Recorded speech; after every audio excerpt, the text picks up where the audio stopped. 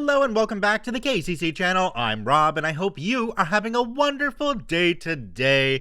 Today I have a special ProRevenge compilation for you that you can put on while you're working or driving or just doing whatever you're doing.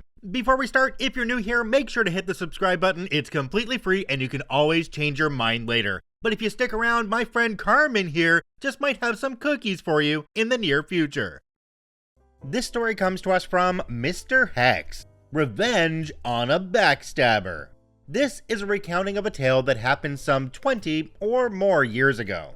I run an IT consultancy. It was actually some work I got through that consultancy that got me the job offer at the firm where the story takes place.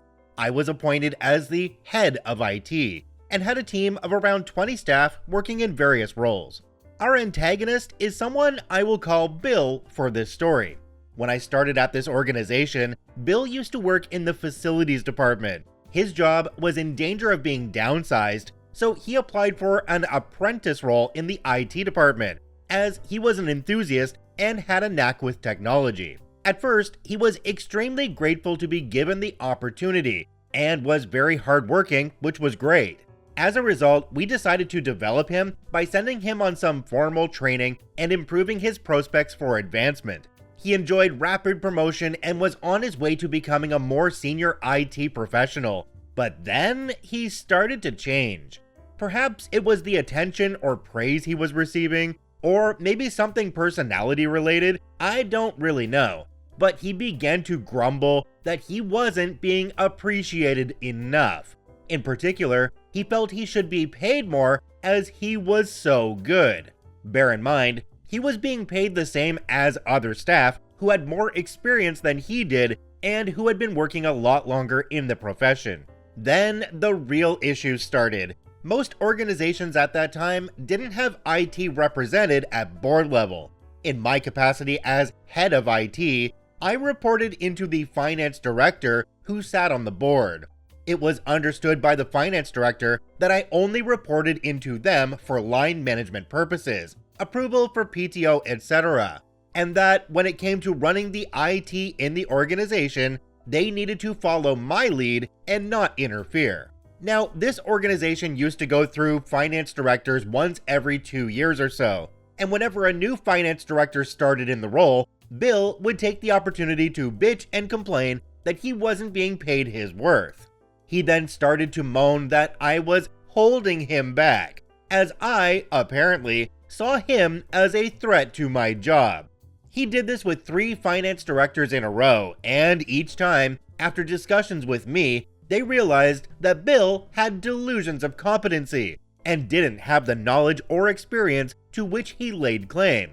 I made it clear to Bill that going behind my back and saying what he was saying was doing him no favors, and that, with the best will in the world, there was no way he had the knowledge, experience, or ability to do my job, and he needed to get more experience and training if he was ever to contemplate taking on my role. Bill then started an affair with someone in the finance department, which resulted in an accidental pregnancy. Bill approached me and said he now needed more money as he had a kid on the way. And I told him that his decision to have a kid was not relevant to his job or pay, and that it would be unfair to his colleagues, some of whom also had kids, that he was paid more than them. I could tell this rankled him, and he pushed it by threatening to leave, at which point I bluntly told him that he was welcome to work somewhere else if he was unhappy, and that I wasn't forcing him to work for the company. Realizing I called his bluff, he was getting paid way more than his knowledge or experience commanded in the marketplace, he backed down.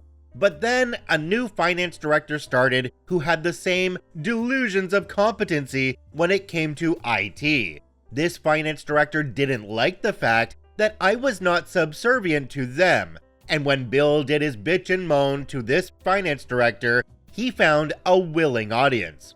Somehow, Bill managed to convince the new finance director that he was competent enough to do my job, and that he would be in full agreement with whatever this new finance director wanted to do when it came to IT. By this time, I was fed up with the whole situation, and told the finance director that I would not follow their lead when it came to IT matters, and if they wanted me out, they could pay me off and I would leave.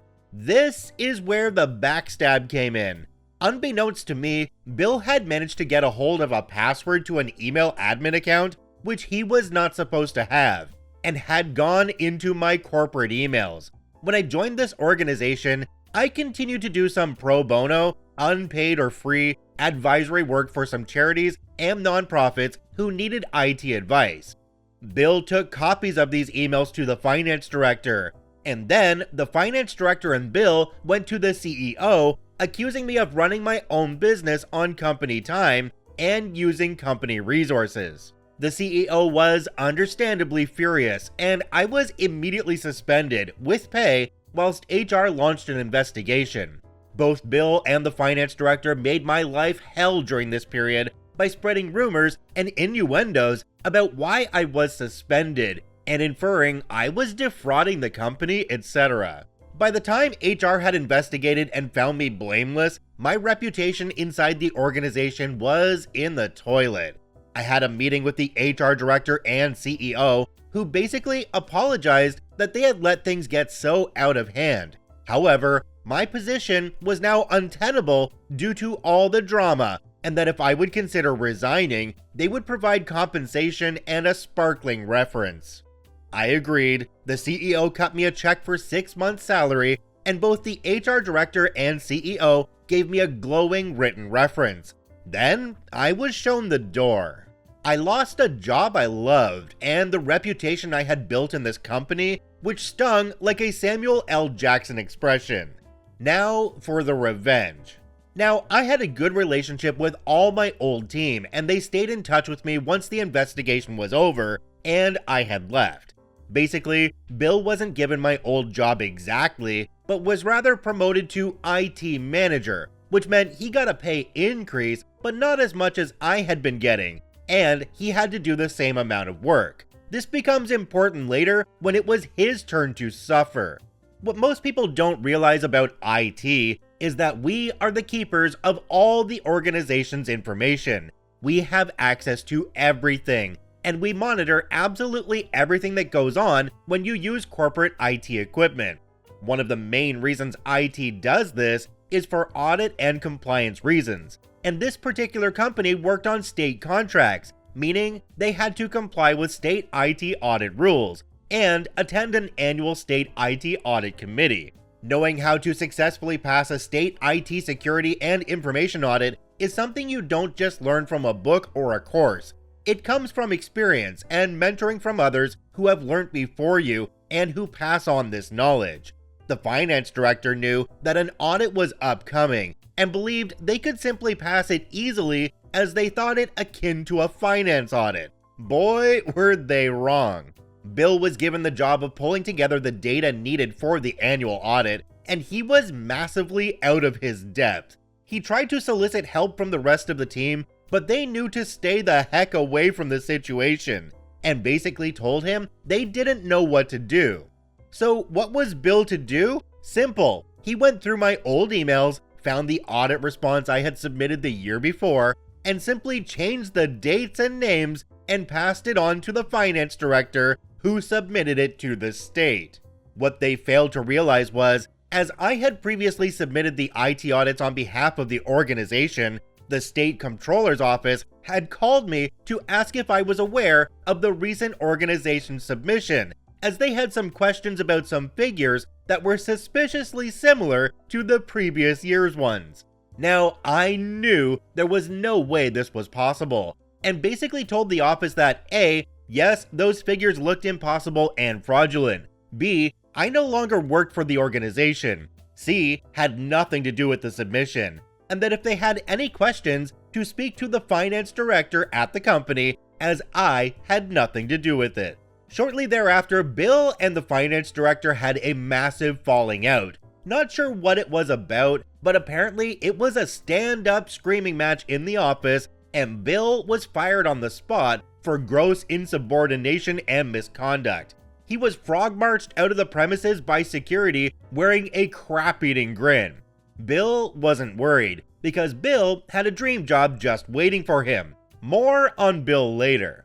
Back to the finance director who decided to represent the company at the state IT audit committee. But before that, the HR director called me, I didn't answer, and left me a voicemail along the lines of, "Hi OP, I was hoping you could join finance director representing the company at the upcoming state audit committee meeting to help address some concerns with this year's IT audit. We would be happy to pay you double your old position's daily rate and all travel expenses. It would really be doing us a favor." I didn't even bother responding. To say the result was a total crap show would be too much of an understatement. The finance director couldn't explain why this year's figures were exactly the same as last year's, and didn't even know what most of it meant, as they had nothing more than basic knowledge of IT standards and regulations. It became apparent that they were massively out of their depth, that the organization had fabricated its audit report, and the company lost its IT accreditation, making them ineligible for state work, which accounted for roughly 20% of the business. At the time, around $20 million US. As a result, the finance director lost their CPA accreditation for discreditable acts in submitting a fraudulent report, and was let go as they no longer had the qualifications to be the finance director for the company. On LinkedIn, they now work as a realtor. Now to Bill.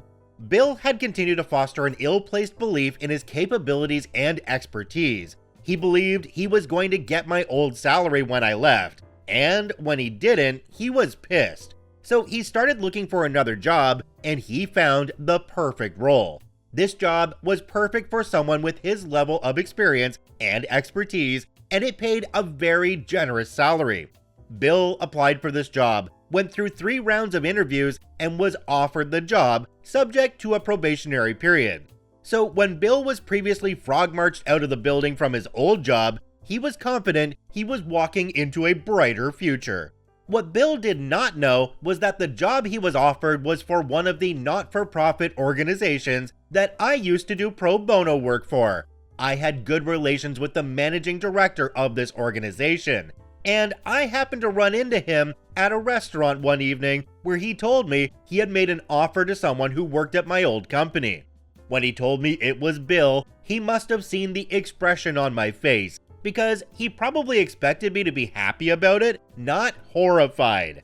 He pressed me about it, but not wanting to ruin my Friday night out, told him I would come round his office on Monday to discuss it with him. Come Monday, I head over to his office and tell him the whole story of Bill and the headache he caused me.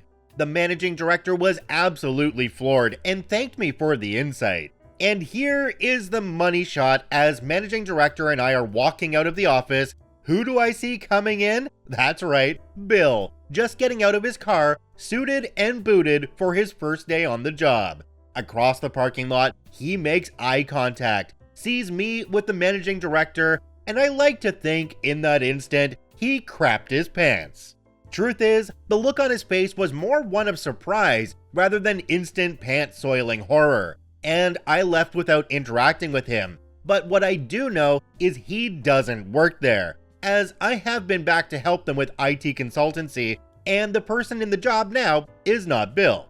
What I do know is that his LinkedIn profile shows his last job as the company we both worked at, and last anybody heard, he got a job working IT support for Geek Squad, which would have paid less than half of his original salary when he started in IT. And according to his baby mama, the one who worked in the finance department of the old company, she is still there, and every now and then makes a Facebook post about having to raise a child alone without no help from deadbeat man. Jumping down to the comment section on this one, there's one from a user called Niche Better. It says, "When you said about Bill's new dream job, but we'll talk about that later, I genuinely thought you'd set up a fake job and interviews for the guy. The levels you've gone to here would make it just as believable if you had. Great work, OP." OP responded to this one and said, "I did have some dark thoughts on doing something like that at the time, but it was one amongst a whole cluster of similar venting plots. Ultimately, I realized it was a waste of energy and it wasn't as if I struggled for work, so could redirect my anger into something more productive. Karma sorted it all out for me nicely though. Have we not learned yet that you just don't mess with IT because they are the absolute backbone of any large company? All your systems that make your company what it is and keep it running efficiently, yep, that's all the IT department keeping that going. It's really interesting to me that the IT people are treated with all kinds of disrespect, like, oh, you sit around and do nothing. But when something's broken, they're the most important people in the company because they can get it fixed. To wrap this one up, OP said that they went back to consulting with better hours, more money, and less responsibility, but they do miss being part of a team sometimes. This story comes to us from I Nom Nom Awesome. I reported my annoying neighbor until he moved. I just want peace and quiet and to be left alone. I'm in my late 20s and live alone, and I really hate kids. My neighborhood is a group of separate houses without yards that are spaced close to each other. I've lived here for 5 years by myself and it's perfect. Everything I've ever wanted. No yards to take care of and no kids around making noise. The houses share a large T-shaped cement driveway and none of us have ever interacted with each other. We come and go, stay quiet, and mind our own business. There's a small park down the street with grass for those who want it, literally a 30-second walk away. About a year ago, a guy with a lot of little kids moved into my neighborhood. As always, I just drove past him like anyone else and closed my garage. Never spoke to him, no problem. Over time, he started making himself at home. He would park his large truck in the motor court, which has a sign saying it's illegal because it's a fire lane. It would block his neighbor's garage across from him.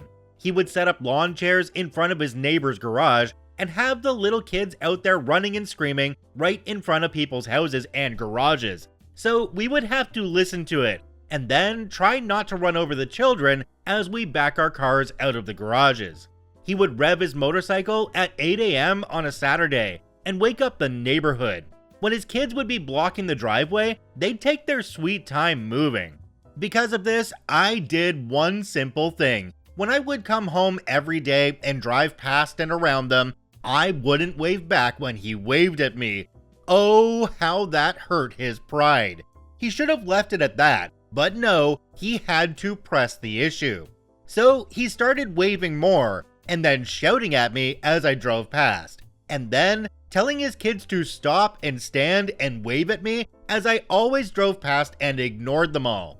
Until, eventually, he didn't like how I drove around his kids that were in the way, even though I always drive at a safe, slow speed there. So he tried to confront me. He shouted at my car, then came to my garage as I was already getting out of the car and had the garage closing. So it closed right in his face without me ever looking at him, laughing my butt off. He didn't like that, so he immediately walked to my front door, saw that I had a doorbell camera, and turned around and walked away.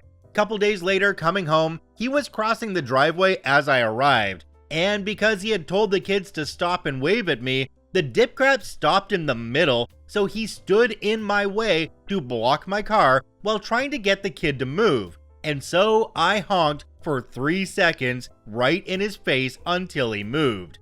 That was our last interaction, and I decided he's annoyed me enough. I live in an HOA. I don't actually care about any of the rules, but I decided to use them all to report him endlessly for every violation I knew of, using my dashcam on my car for screenshots with evidence. His parking in the motor court stopped after they gave him a ticket. He had to throw out the child's playhouse he had set up next to his garage. I kept reporting him for having an open garage door that I don't actually care about in order to get him to have to stop hanging out in the motor court. And oh, I don't know, use his brain and take the kids down the street to the park. Only took 4 months of reporting him repeatedly, and he just moved out.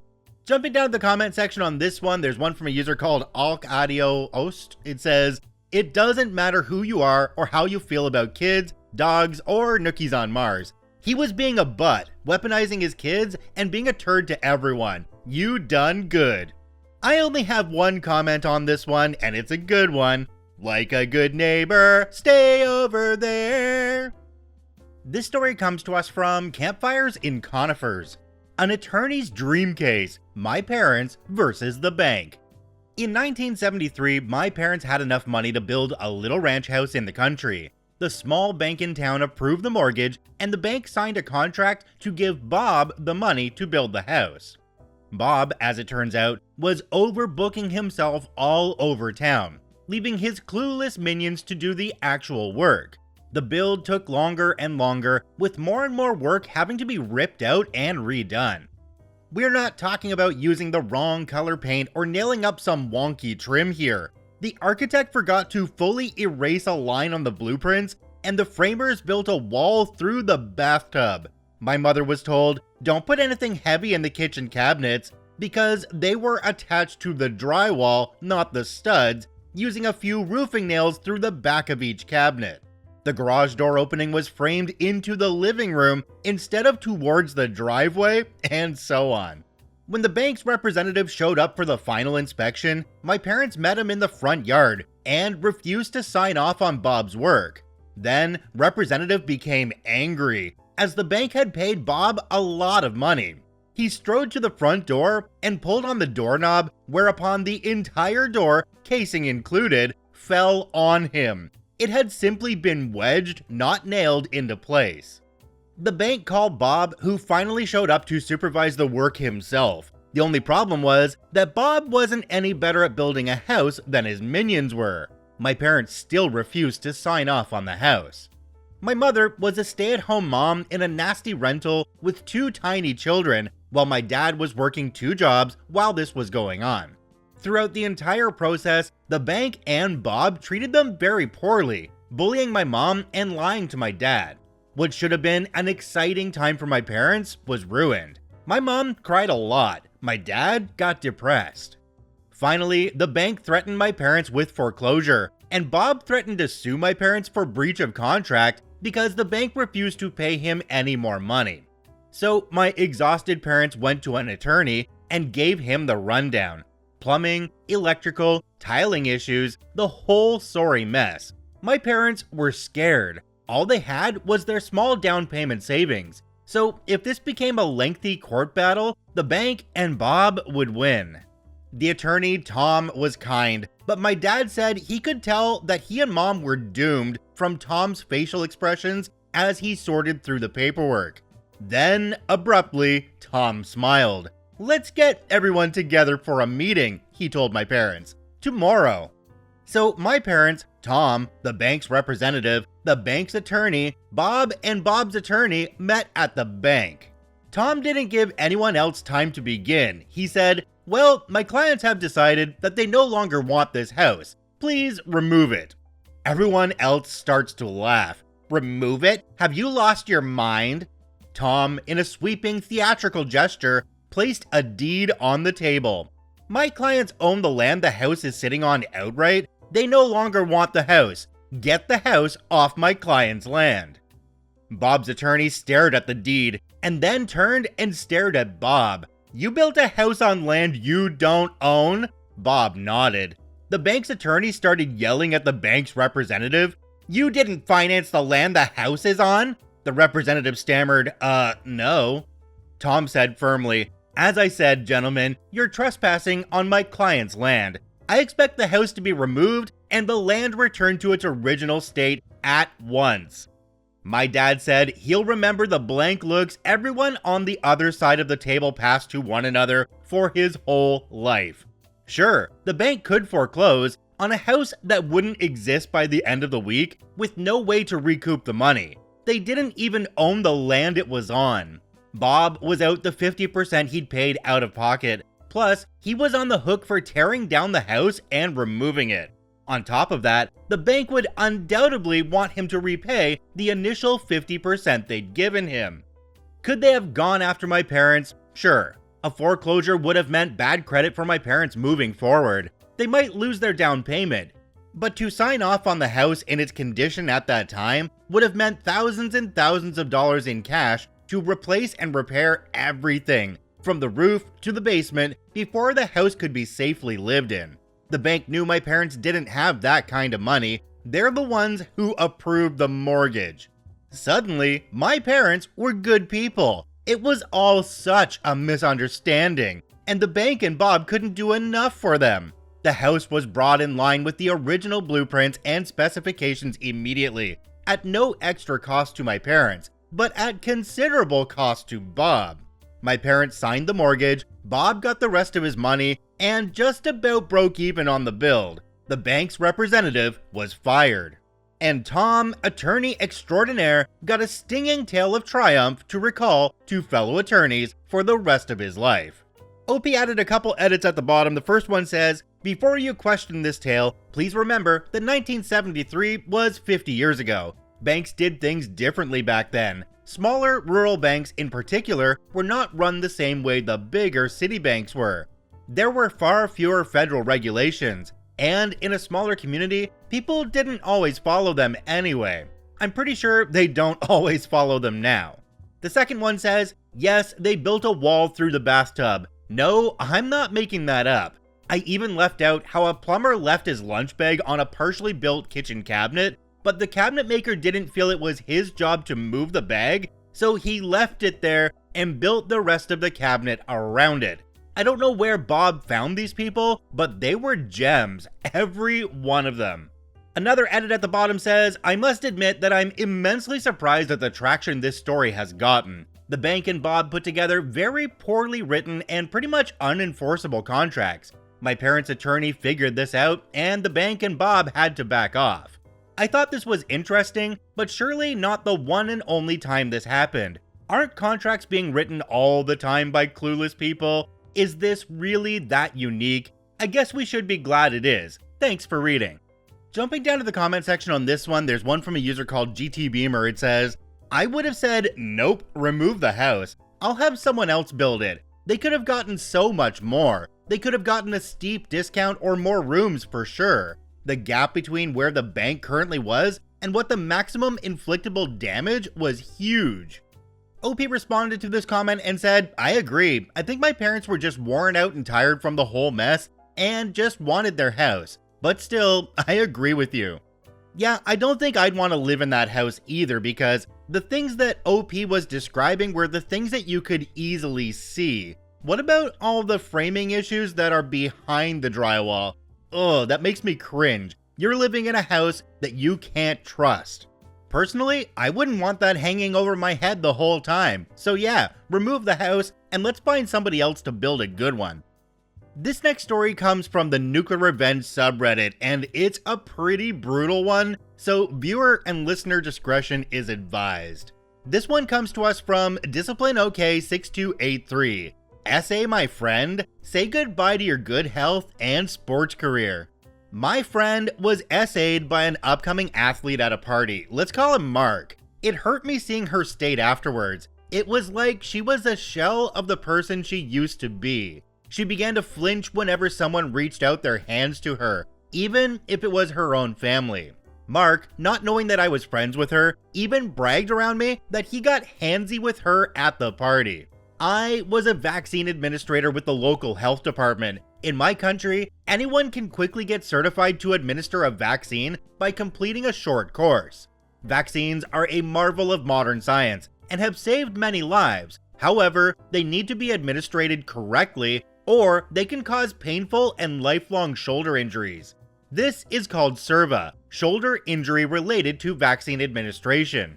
Basically, a vaccine should be injected at least 2 inches, equivalent to 3 finger widths, below the very top of the shoulder. If administered too high on the shoulder, the vaccine can enter the shoulder joint, potentially leading to a lifelong injury.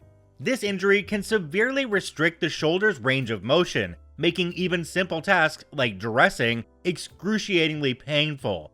It can also be prevented by wearing a t-shirt, rolling up your entire arm, and being in the same position, seated or standing, as the vaccine administrator. Now, the entire sporting team had to be vaccinated against COVID-19 to continue playing. Since they were getting their vaccine through this state, and since I had a good rapport with my boss, I managed to get myself assigned to that vaccination site. I correctly administered the vaccine to all the athletes, ensuring the injection was at least 2 inches, 3 finger widths below the top of their shoulders. However, when it was Mark's turn, I deliberately positioned the needle right at the top of his shoulder and injected. Mark didn't play in his next game the following weekend. My friends mentioned he was possibly sick with COVID. But as weeks turned into months, Mark still wasn't back in the game. Rumor had it that Mark mysteriously developed a shoulder issue, preventing him from continuing in athletics. Following this setback, Mark took a job at a supermarket. It has been a couple of years, and I still see Mark working at that supermarket. Jumping down to the comment section on this one, there's one from a user called Babe McMee. It says, "Wow, that is nuclear." The next commenter called Parking Clothes 487 says, "Hell yeah, that's what I come here for." And a self-incrimination thrown in for good measure. This is one story that really fits the title of this subreddit. This is definitely nuclear revenge. This guy's sports career was completely ruined, thus changing the trajectory of his life. Definitely nuclear. OP, all I can say is, wow. This story comes to us from Called in the 90s, a lawyer's pro-revenge on his boss. "This opinion is crap," my boss told me. He'd been a lawyer for 3 years, and the firm assigned me to him for training, to show me, junior counsel, how to be a litigator. I disliked my boss for a number of reasons. He knew no law, and he expressed himself badly in writing. For a litigator, that's like strike 1 and 2 right there. And strike 3 was this: he had no balls. He was actually scared of going to court. I noticed this when he took me to assignment court one day, and when it was his turn to speak, his hands were shaking. He was scared in effing assignment court, where all you do is set a trial date. "What's wrong with what I wrote?" I said. "Not what I asked for," he said, turning away. But when I checked the memo he'd emailed me 2 weeks earlier, I saw that the opinion I wrote was exactly what he asked for. I knew what was up. He was going to delete my dockets for writing the memo and then claim he did it himself, thus leaving quite a bit short of my docketing quota for the month. I knew that he would do this to me because he'd done this before. I knew that my memo would wind up on a partner's desk without my name on it. I knew that for a fact, because the firm I worked at was one of the first in the city to have a really good internal network. We were using email for internal communications before the internet became a thing. So the firm was way ahead in terms of technology, but not in terms of security. And not long after I joined the firm, I learned how to surf away on the firm's hard drive and find interesting things, like evidence that my boss was plagiarizing my work. My boss was the very model of the young downtown lawyer. His perfect shoes always gleamed. He wore bespoke suits because he came from money. Everyone just took it for granted that he was on the partner track.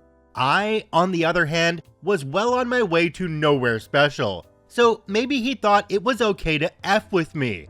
If so, that was a big mistake on his part. I didn't like having my billable hours F'd with. I seriously resented it because I was already being targeted as one of the juniors who doesn't docket as much as he should, and I was getting pushback from the partner who headed our team. I told the partner what was going on, but he didn't care. It was like being back in middle school and showing up in the office with bruises on my face and the principal saying, "Boys will be boys," and sending me on my way. "You'll just have to work harder or smarter," the partner said when I reported the latest bullcrap thing my boss did to me. I couldn't work harder. I was doing the usual 6 days a week lawyers downtown are forced to do, but I could work smarter. And that night, I thought up a plan. Christmas was coming, and I thought I'd give my boss a little present. It landed on his desk on December 24th, in the form of a memo purporting to be from the partner that my boss reported to. The partner was an old guy, and not really on board with emails and computers, so he did everything old school on paper. So when my boss came in on December 24th and saw a memo on his desk from the partner with a legal research assignment, that wasn't unusual. The memo was drafted in the usual form that the partner used, because, of course, I had taken great pains to make sure that it looked authentic. My boss walked over to the little cubicles where the juniors worked and gave me the same memo, except his secretary had retyped it. So now the assignment was from him to me, instead of from the partner to my boss. The assignment was difficult, requiring me to do a deep dive into Admiralty law, its relationship to the common law, combined with a constitutional division of powers question. But this is a huge assignment, I whined, and I'm gonna be away. Can't you get someone else to do it? Is it really urgent? The memo I'd forged to my boss stressed how totally urgent the situation was, but there was no way my boss could double check with the partner because the partner left the day before on vacation. That's why I'd waited until December 24th. No can do, my boss said. This is a big deal. Just let HR know. Maybe they'll give you time and a half or something. He turned his back and walked away, thinking he had ruined my holidays. But he was mistaken. You see, I'd written a paper for a third-year course that was basically the same thing as the research assignment in the memo. So the only work I had to do was to find the old floppy disk with the draft on it, fiddle with it a bit, and voila, a very detailed and very long memo on an obscure point of Admiralty law, with references starting back to Lord Coke's day. So I put the memo together and took my holidays as planned. I wasn't traveling anywhere because I had no money, but I saw my family and stayed in town, and I made a point of dropping by the office during the holidays, sending an email or two, establishing that I was around and docketing all my time for the huge amount of research I was allegedly doing. So the holidays end and I'm sitting in my crappy little cubicle with a huge stack of work to do, and my boss comes up to me in one of his bespoke suits with a gold tie pin and cufflinks to match. He was wearing a gold watch too. He was dressed up, even for him, trying to make an impression of some kind. Where's that memo? You were supposed to have it on my desk when I got back. I'm going into a meeting at noon. Just finished it this morning, I said, handing him the lengthy memo that was still warm from the printer. My boss took the memo in his hands and felt its heft, and he smiled. Then he turned and walked away without a word. Just before lunch, I heard a commotion down the hall. It was a pretty loud commotion. As such things go, a loud F. And then a door was flung open. It was the partner, and he was screaming for my boss to get his butt into his office now, right now, as in immediately. I had the pleasure of watching my boss scramble down the hall. Just what the effing F is this? The partner said, standing in the doorway to his office and holding my handiwork at arm's length with his thumb and index finger, as if he were afraid that handling it would soil him. My boss mumbled something, and then the partner ushered him inside. I heard more shouting, then the sound of muffled excuses, and then more shouting from the partner. Then the door flung open again. OP, get your butt in here too, the partner said, and I got my butt in there pronto. Did you write this effing memo? The partner said. I took it from him and looked it over. I wrote it. The cover page has been changed to remove my name, but other than that, it's mine. I spent all Christmas on it. Is there something wrong with it? The partner exploded.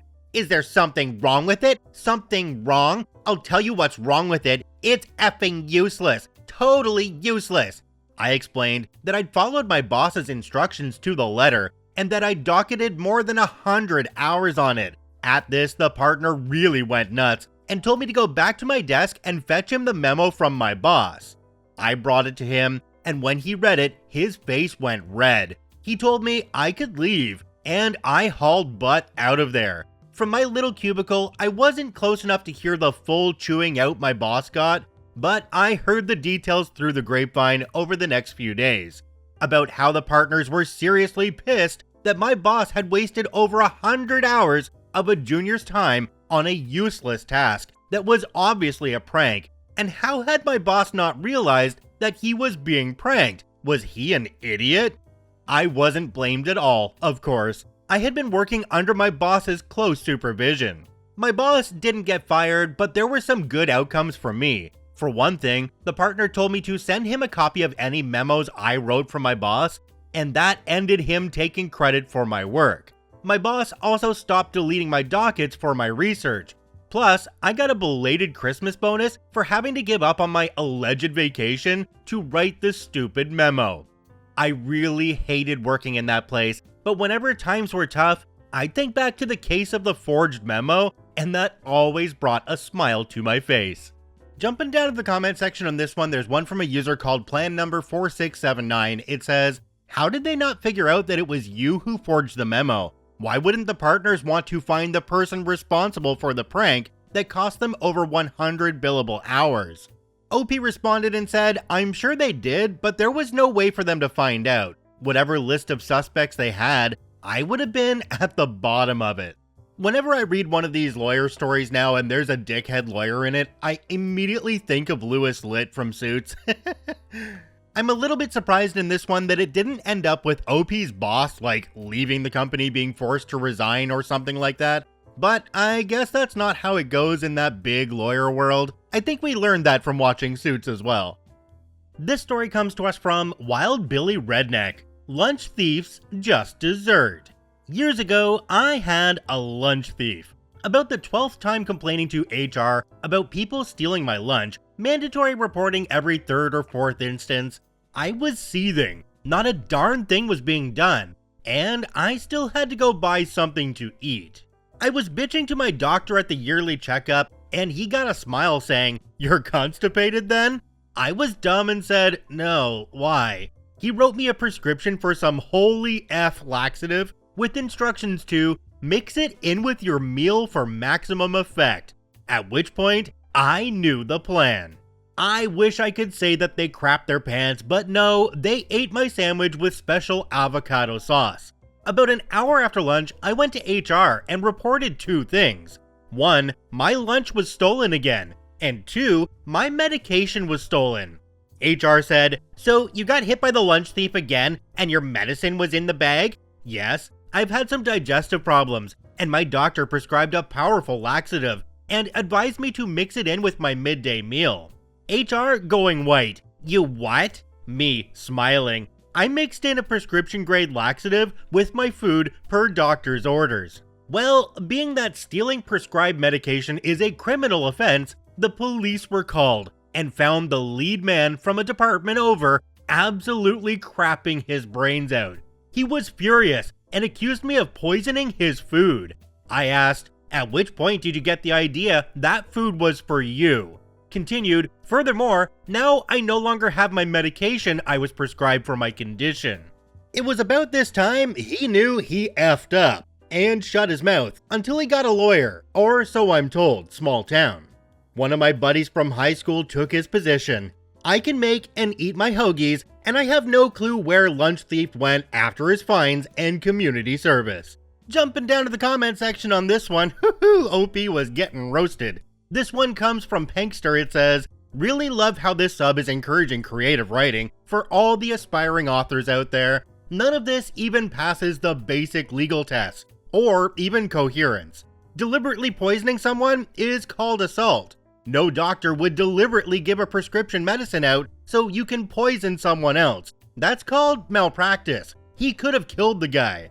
The guy didn't steal a prescribed medicine, he doesn't need the lawyer. The OP that this absolutely didn't happen to needs a lawyer, as does the doctor. Quit your bullcrap."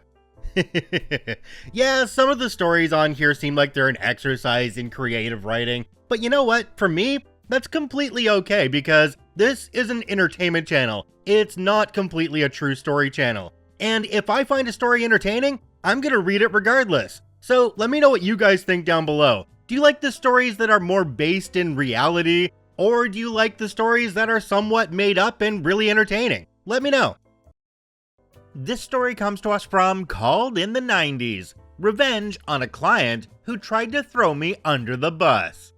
I was pushing 40 and I'd learned a lot of lessons in more than 10 years of legal practice. But one of the most important lessons I learned was from an older lawyer that I worked for as a summer student after the 2nd year of law school. A lawyer has 3 duties, he told me. First to himself, second to the court, and last, the client. Always make sure you come first, and the client comes last. The reason? Because clients will F you, he said. They'll throw you under the bus without thinking twice.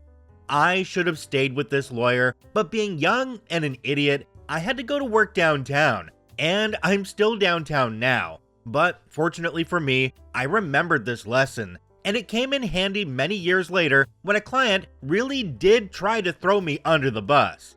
My client was this mid-sized company that did this and that and owned things here and there, not big enough to be listed, but it did have a pretty sizable real estate portfolio. And one day, a building they owned burned to the ground. The company wanted to collect on the insurance, so they told Frank, a veteran salaryman, to deal with it. Frank was close to 60 and thought he knew what he was doing. He didn't need me to help him with the insurance claim, he told me. He had everything under control. Besides, lawyers are expensive. Some guys really get off on not paying legal fees, and Frank was one of those guys who gloated over every penny that he managed not to pay the lawyers. I dealt with Frank a lot, and he was always nickel and diming me.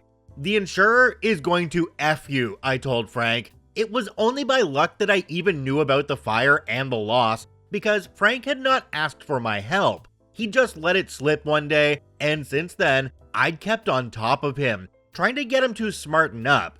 I'd had to fight to get him to send me the proof of loss form to make sure he hadn't messed that up. Frank effed up a lot, and I wondered sometimes how he had a job.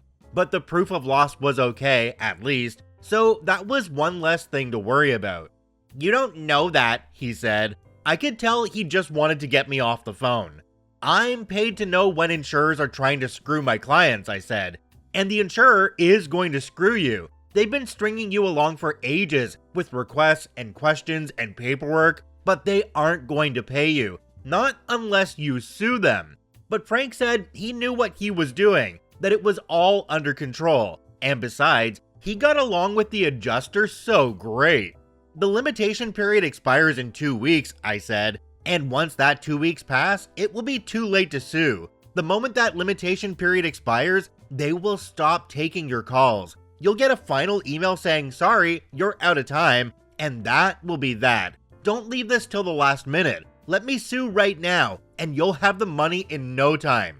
Frank was like, sure, fine, whatever, don't bother me, I got this, blah blah blah, and he got off the phone as soon as he could. I sent him the usual email with clear warnings and recommendations, which he ignored. I sent the email again, and then again as the limitation period approached, and again a couple of days before the deadline. I'm gonna be at trial, and you won't be able to reach me, my final email said. But you have to sue. You have other firms on your list, so pick one and sue. He didn't bother to reply, and I went off to do my trial.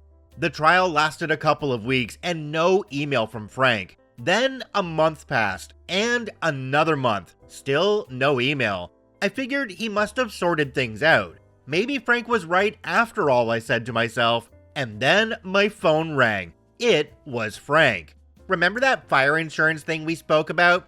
We'd only spoken about it like a dozen times. I figured he was calling up to gloat, so I cut to the chase. So they paid out. That's great, Frank. You were right. He asked me what I was talking about, and could he see a copy of the claim? What claim? I said. The claim against the insurer. You know, that claim. Does that mean the insurer didn't pay? I said. He hung up on me, and then a few minutes later, my computer dinged, and there was Frank's email, talking about how we spoke, and he told me to sue, and he was worried when I hadn't sent him a copy of the claim. So he was following up to get a copy of the claim. I emailed him back. I take it that the insurer didn't pay you, just like I told you they wouldn't. And now that the limitation period is expired, they told you to jump in the lake, leaving you with a loss in the millions. Is that it? I'd made a mistake by not going over Frank's head when he wouldn't listen to me. But if I'd gone over Frank's head, I never would have received another file from him. So I didn't. But that was then, and this was now. So I CC'd Frank's boss and his boss's boss. Plus, I CC'd Bill, the client's in-house counsel. Bill acknowledged my email right away and called me later that day. Frank messed up, he said. We know that. He's an idiot. So what do we do? So his excuses didn't work? Nope. Bill explained that they'd summoned Frank to a boardroom, but his story didn't add up, given all the warnings I'd sent him. Besides, there would have been no reason for him to keep emailing the insurer if he told me to sue. Once the file goes to legal counsel, Frank's role was over. The company knew Frank was bullcrapping them, so that's it then, Bill said. We just lost a couple $1,000,000? It's okay, I said, explaining that when I realized that Frank was going to F up, I issued a claim against the insurer. Because I'd made Frank send me the proof of loss a while earlier, I had enough information that I could sue to preserve the cause of action. Not a great claim and short on details, but good enough. You sued without instructions, Bill said. Lawyers aren't supposed to sue without instructions, because if you do that, you're personally liable for whatever costs the other side incurs. It's a big deal to sue without instructions. Yep, I said. I sued without instructions. I pulled up a copy of the claim and emailed it to him as we spoke. It's a little rough, I said, but we can always amend. Thank God, Bill said. Can I leave it with you? Of course he could. The insurer was a sitting duck, and I knew I'd collect from them no problem. A few days later, I got a call from another guy who worked for the client, a guy I didn't normally deal with. They had a situation and needed my help. I usually deal with Frank, I said. What's up? What was up was that Frank got called into another meeting, and they handed him a one-page letter. And then he put his little office things in a box, and security walked him past his coworkers to the elevator and escorted him downstairs to the parking lot. Bye-bye, Frank. He was too old to get another job, or at least not a decent one. It was a life-changing event for Frank. But for me, he was just an anecdote, a cautionary tale that I tell young lawyers sometimes over beers. Maybe too often, because I'm getting on in years, and I have my favorite stories. I wasn't trying to get revenge on Frank, not at all, and I would have felt a bit sorry for him if he hadn't been trying to throw me under the bus. But the guy who replaced him was great, and never nickel and dimed me, so it was all good. Jumping down to the comment section on this one, there's one from a user called Lou1845. It says, never lie to your lawyer. Never stiff your lawyer. Always listen to his or her advice. That's what you pay them for. If you do not trust their advice, get a lawyer you trust. Another commenter down below called Midoji says, it wasn't even his own money, but the company who would be paying the lawyer, and he was that cheap? Weird hill to die on.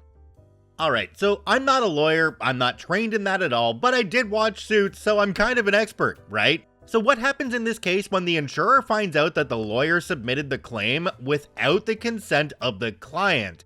Isn't there something ethics related in there? I have no idea, but I'm sure somebody out there knows. Comment down below and let me know. This story comes to us from Nebraska Stig. Some like it hot. Reading a recent Stolen Food ProRevenge reminded me I too have a similar life experience to share. True story. I had taken an R&D internship for a food company over the summer in Keokuk, the armpit of Iowa for those unfamiliar.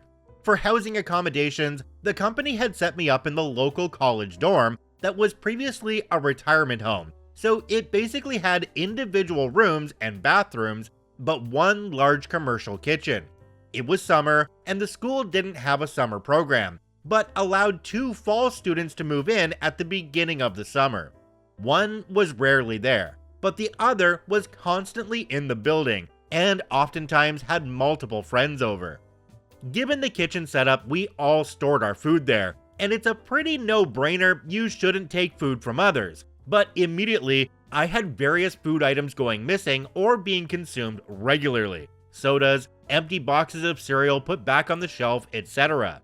I initially posted a sign on the fridge to not eat others' food, and also confronted both about having food go missing after the sign was up.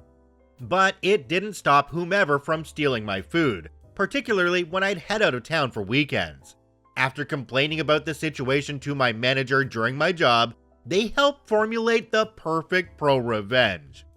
Given I was doing R&D work on food products, I was responsible for getting various ingredient samples to use for new recipes.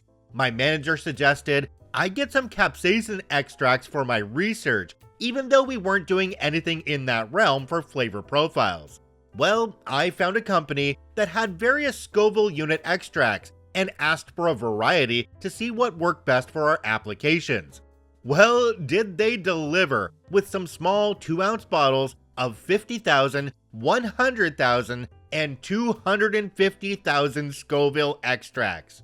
I ended up putting the 250,000 in a travel-size spray bottle, mixed with some water to help as a carrier, and wearing gloves and a mask borrowed from work, doctored the common food items being stolen with a liberal spraying of my mixture. Mainly cereal, chips, crackers, jug of milk, and the lip and top of a few soda cans.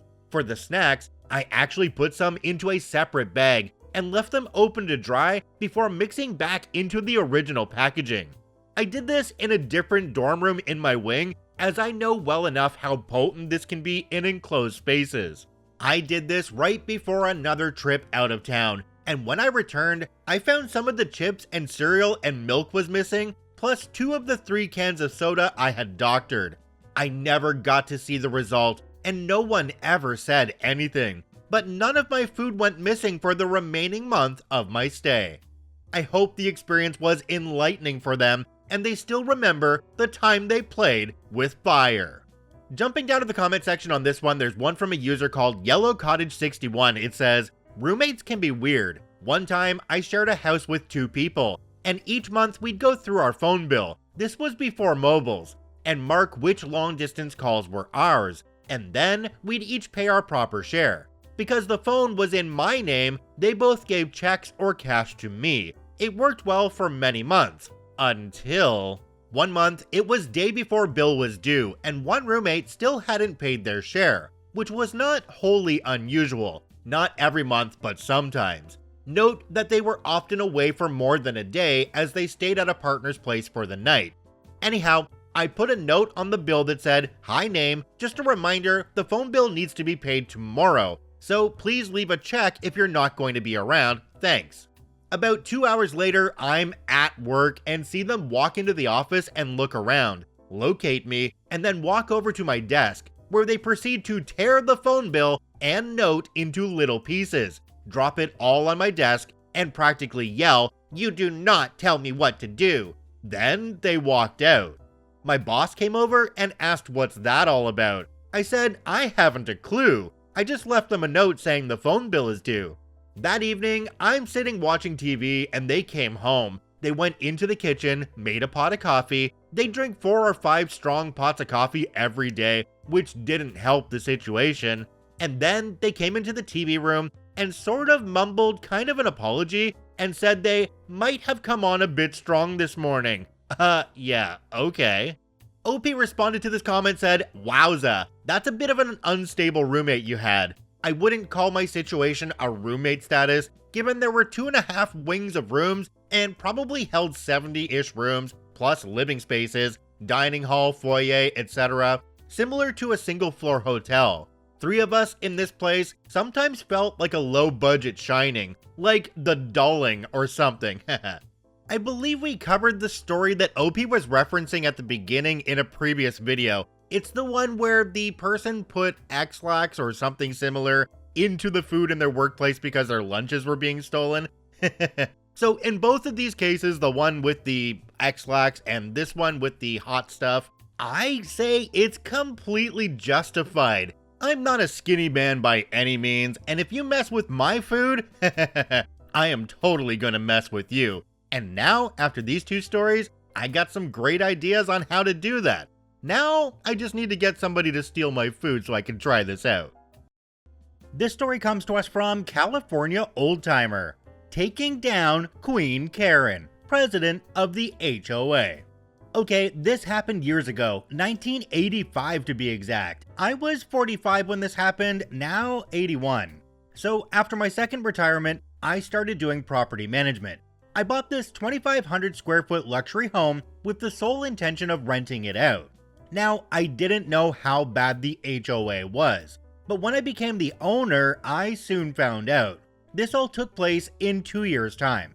Karen would literally have a problem with everyone in the neighborhood. Trash cans left out? Fined. Loud music after 10 p.m.? Fined. Yard sale without permission? Fined. Removing dead plants and replanting without approval? You get fined. It went on and on like this.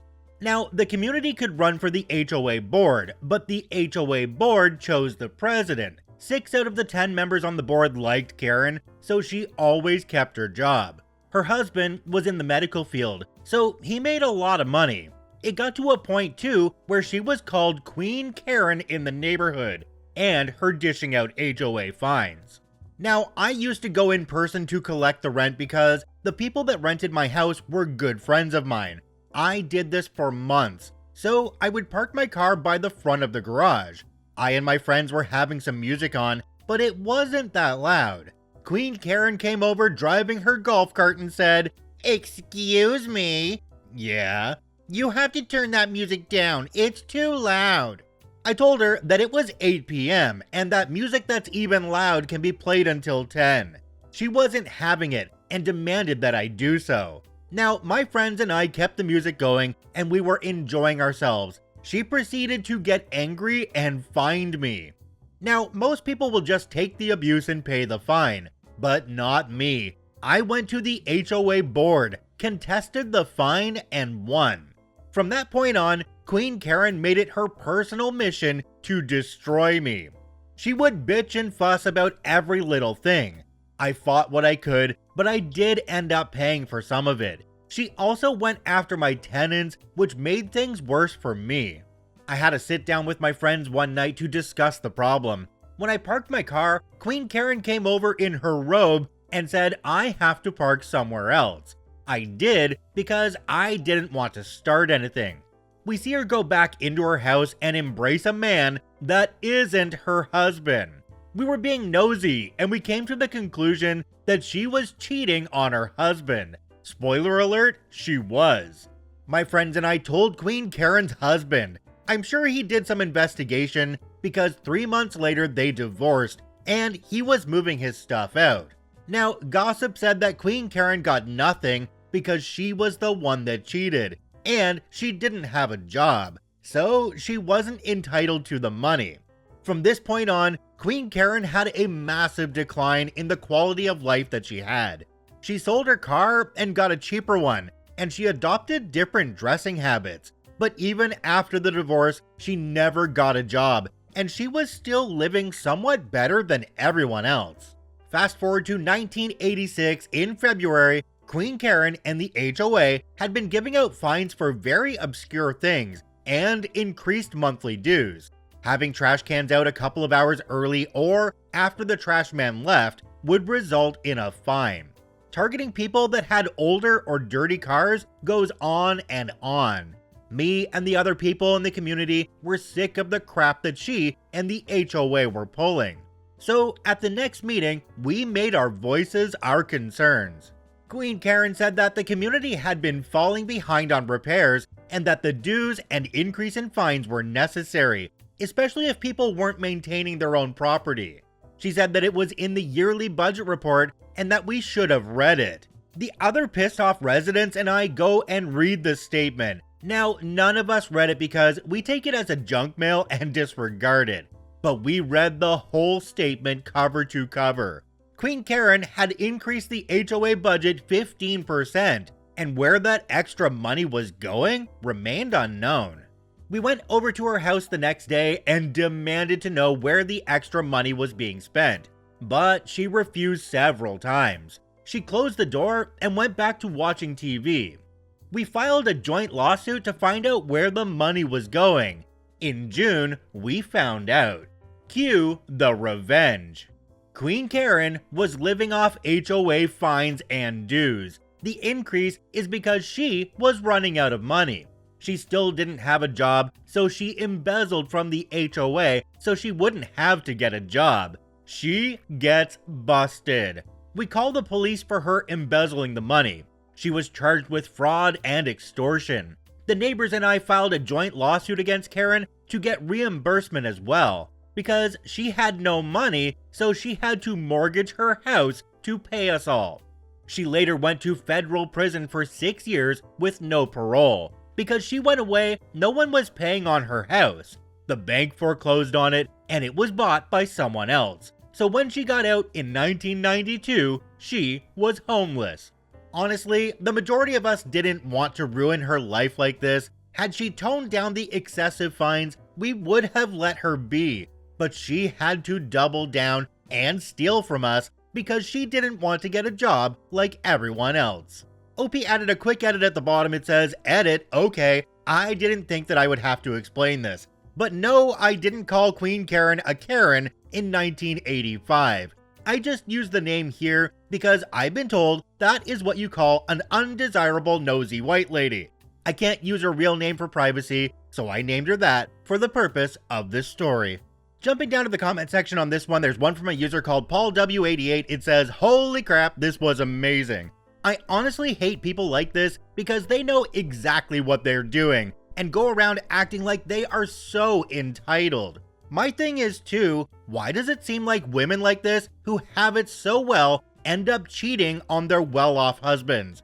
I can only imagine her face the first day in prison." Another commenter down below called Big Sugi says, "Let this be a reminder to everyone. You can be a butthole and get away with it. Or you can be a crook and get away with it. But it's much harder to be a butthole and a crook and get away with it." On a related note, never break more than one law at a time.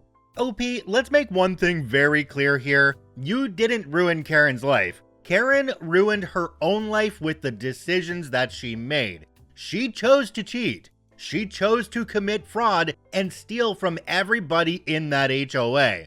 You have to be honest here, it was only a matter of time until she got found out, whether it was you or somebody else in the HOA. If those fines keep on going up and those HOA fees keep going up, people are going to look into it. It just so happens that you were the first one to do it. So good job in bringing down the HOA, Karen, but she is the one who ruined her own life. This next story comes to us from a deleted account. While we're on the subject of homeowners associations, here's the story of how my parents' HOA tried to use a 40-year-old rule to stop them from repairing hurricane damage and got the shaft for their trouble. A few months back, as you all may remember, Florida got pretty beaten up by a couple of hurricanes. My folks live down there, and while none of the damage that they sustained was life-alteringly horrible or home-destroying, homeowners insurance kicked in and they had some water damage through the roof. They also needed a new one because of all the shingles that had come off and debris that had punctured it. My folks looked through roofing options and determined that a metal roof would be a great option to reduce damage and maintenance on their home. Plus, it would serve as a more energy efficient option with passive solar collection and fewer thermal losses in the summer and winter. It's more expensive, but my dad was basically r/personal finance incarnate while I was growing up. He's in his 60s and has finally concluded that he has FU money so long as that community is concerned. So the roof was a good investment. It looked like a win-win-win with that roof. Then they reviewed the HOA and saw that as of 1989, metal roofs are prohibited in the neighborhood, subject to fines and mandatory removal. Reviewing the bylaw further showed that it was clearly referring to older, crappier tin roofs, not a proper metal one like today's market provides, which look great and has all of these other benefits. My folks wanted to play by the rules though, and called up the HOA to explain the situation. HOA was friendly and said that they would be looking into that bylaw and that my folks weren't the only ones who requested that they be allowed to have a metal roof. My parents couldn't get a roofing contractor in for a few months anyway, too much demand since everyone else's roof got wrecked, so they waited a few weeks and got nothing new out of the HOA. Tried again a few weeks later, nothing. After 2 months of this, they said F it and started construction on the metal roof. Popular opinion in the neighborhood was on their side, and the roof was covered with a tarp that wouldn't last forever. The new roof got installed over the course of a few days, and then we found out the HOA's crappiness. The neighborhood has a nice brick sign out front that says, "Welcome to Neighborhood Name." It's very classy, very nice, and was very damaged in a hurricane.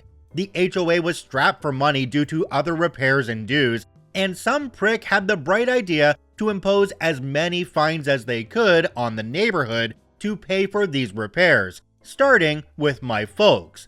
They served my folks with a letter claiming that they were in violation of the HOA and demanded a $25,000 fine and that they remove it, which is, of course, absurd. My poor mother is very much a play-by-the-rules sort, and she was worried sick. Dad's ex-Navy and a contract negotiator. He essentially cracked his 60-year-old knuckles and said, "Oh, you little craps want to play, do ya?" So they set about researching and making some calls. Poor mom kept waking up at 1 a.m. unable to sleep, and I felt terrible for her as she went through this. But then they had a breakthrough. A few weeks after being served, I'm fuzzy on the timeline since I don't live in Florida, it may have been less, there was essentially a burn them at the stake meeting of the HOA where my parents could defend themselves for an absurdly short amount of time and the HOA could rip into them for daring to defy their wrath. So my mom, because she's more social and has a better temper than dad, comes up to speak and lets the HOA know that they can't do this. HOA smirks and says they sure can. They have a 40-year-old statute saying they can. Mom says, "You do, but I have a state law on my side, which supersedes your statute." Turns out there's a law in Florida stating that an HOA, or really any regulation, cannot be used to prevent an eco-friendly improvement from taking place on anyone's private property. And wouldn't you know it, the passive solar of the metal roof counts as an eco-friendly improvement. Turns out the roofing contractors have dealt with similar stuff before. When Dad mentioned what was going on to them, the contracting officer pulled out a few letters of accreditation and a few past cases where the court had determined that their product was eco-friendly and forced the HOA to pay all legal fees. My mom produced all of this for the crappy HOA, who had to admit that this was, in fact, ironclad. Strapped for money as they were, they couldn't afford to pay a lawyer. HOA head growls, "Is that all?" Mom turns up the sweetness to 11. "No, I see in the bylaws that we can vote to impeach board members at any HOA meeting and to elect their replacements. I move to impeach all of you. I nominate my husband," and she rattles off a list of names. HOA is stunned. While Dad looked into the legal, Mom looked into the new neighborhood. Popular opinion was on their side, and the hearing was public for the neighborhood. Mom convinced a majority of the homeowners to attend and remove the board for their crappy policy. With that, my parents are now on the all-new board, and Dad is putting his contract negotiation skills and own craftsmanship skills to work repairing the front entrance. And metal roofs are now allowed by the all-new HOA.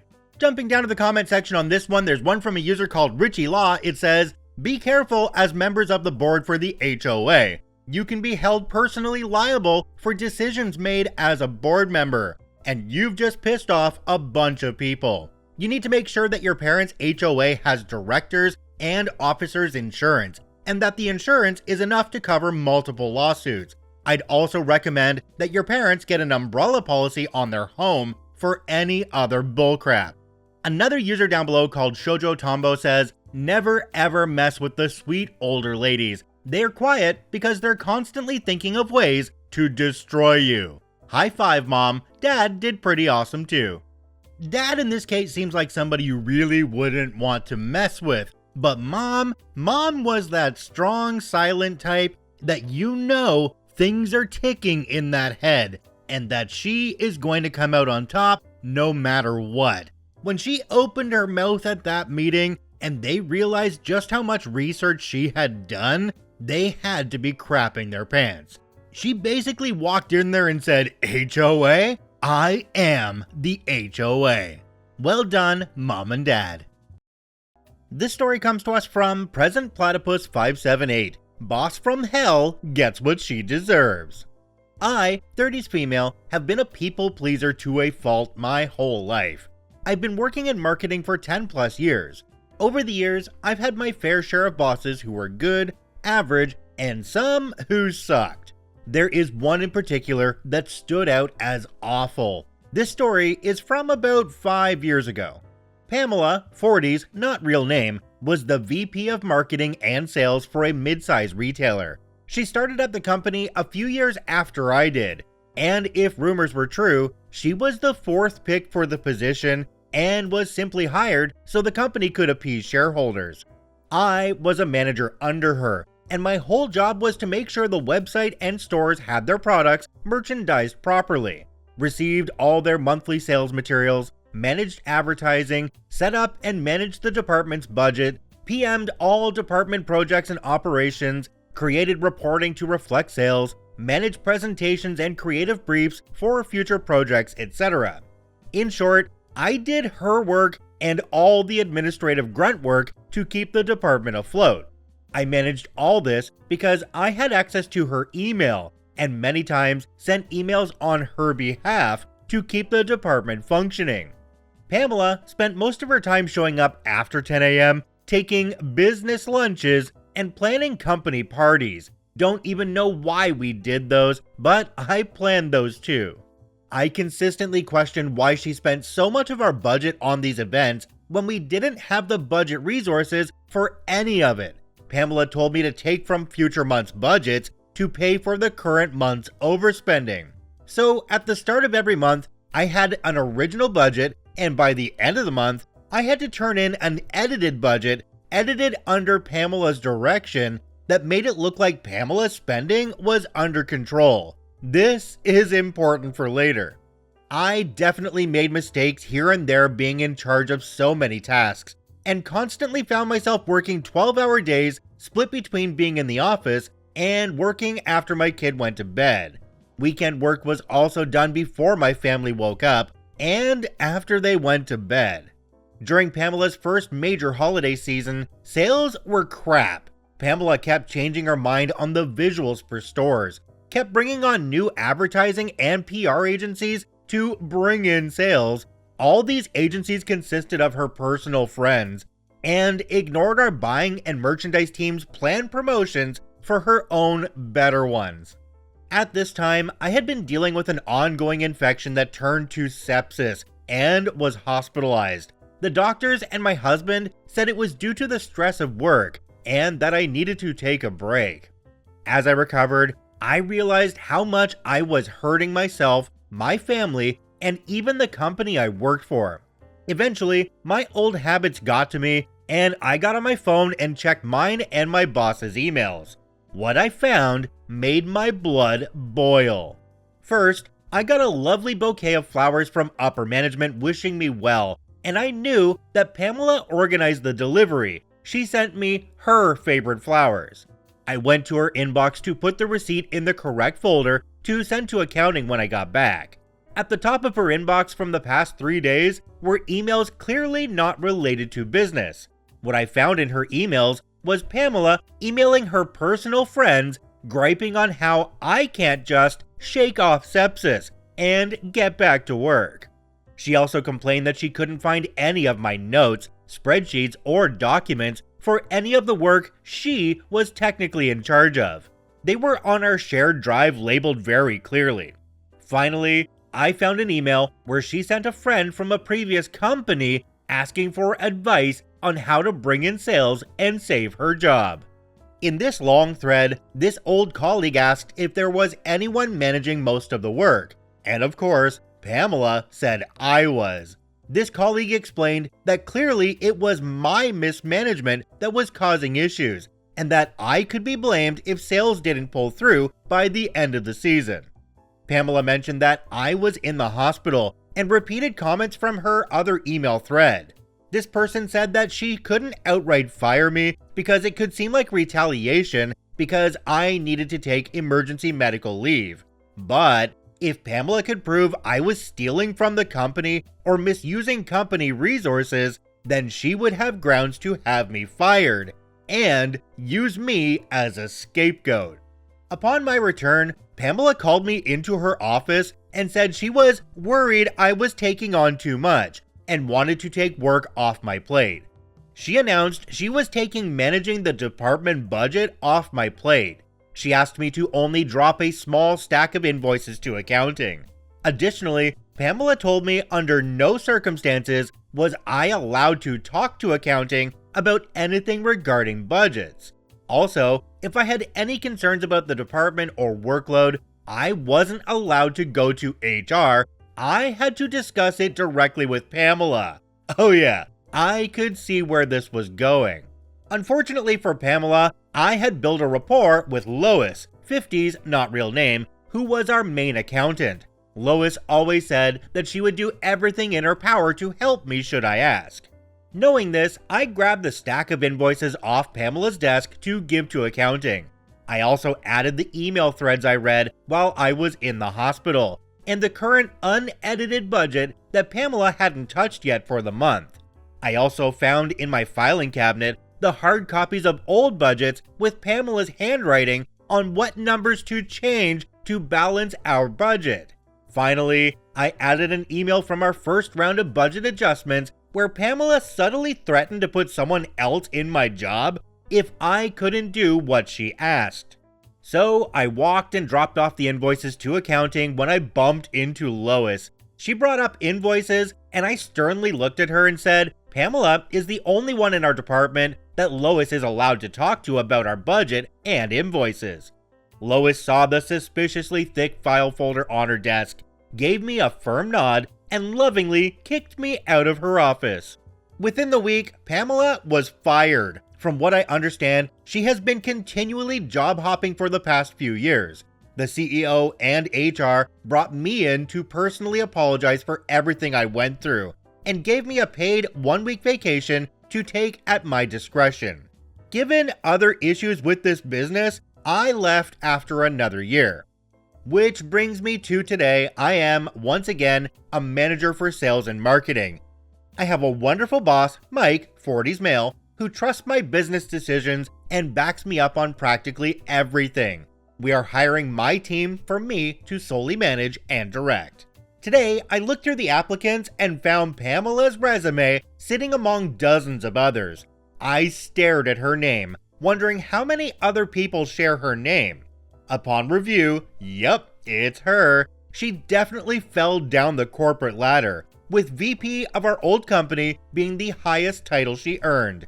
And to no surprise, she embellished her achievements, claiming the work I managed as her own, and claimed she generated an 87% sales growth during the holiday season at our previous company. As a people pleaser who firmly believes in giving everyone a chance, it has never been so satisfying to click disqualified. OP added an edit down at the bottom. It says, edit, to those suggesting I interview her to see her reaction, I would have loved to see her face as she walked in, but I felt it would have risked my boss's trust in my decision-making ability.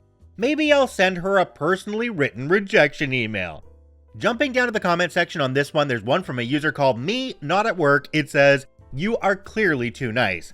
I would have definitely had HR call her to arrange an interview, assuming you would be sitting across from her.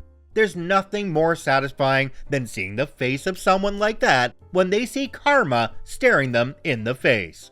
Another commenter down below called She Who Loves to Draw said, this is why cover your butt needs to be drilled into everyone's head when they enter the workforce.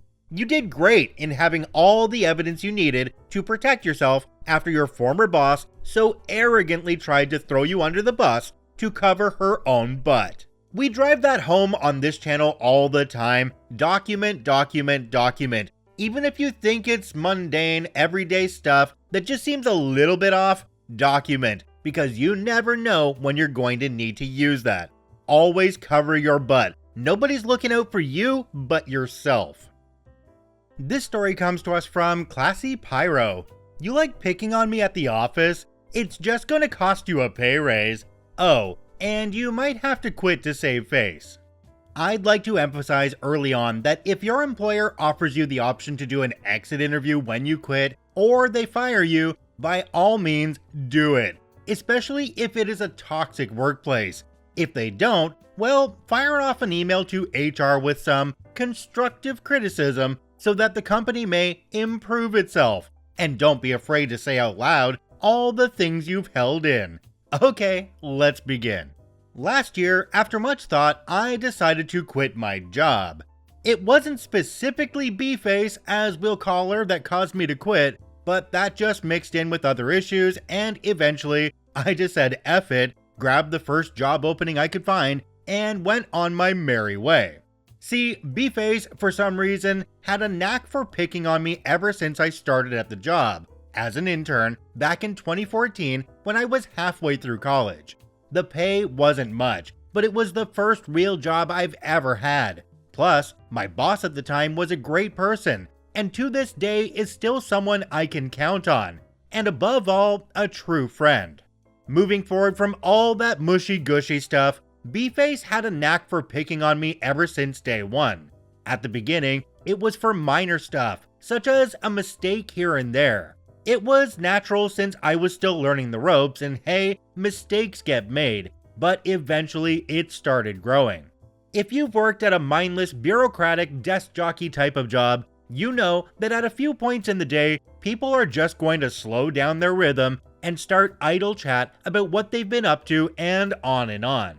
Naturally, this is how people got to know me and such. Not gonna lie, I was a pretty boring person, so whenever I did something, people would ask about literally all the details.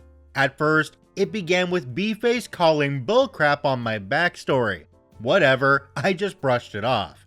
The next major one where she really did dial it up a notch was when I went out for a little postgraduate activities, aka drinks after class with friends.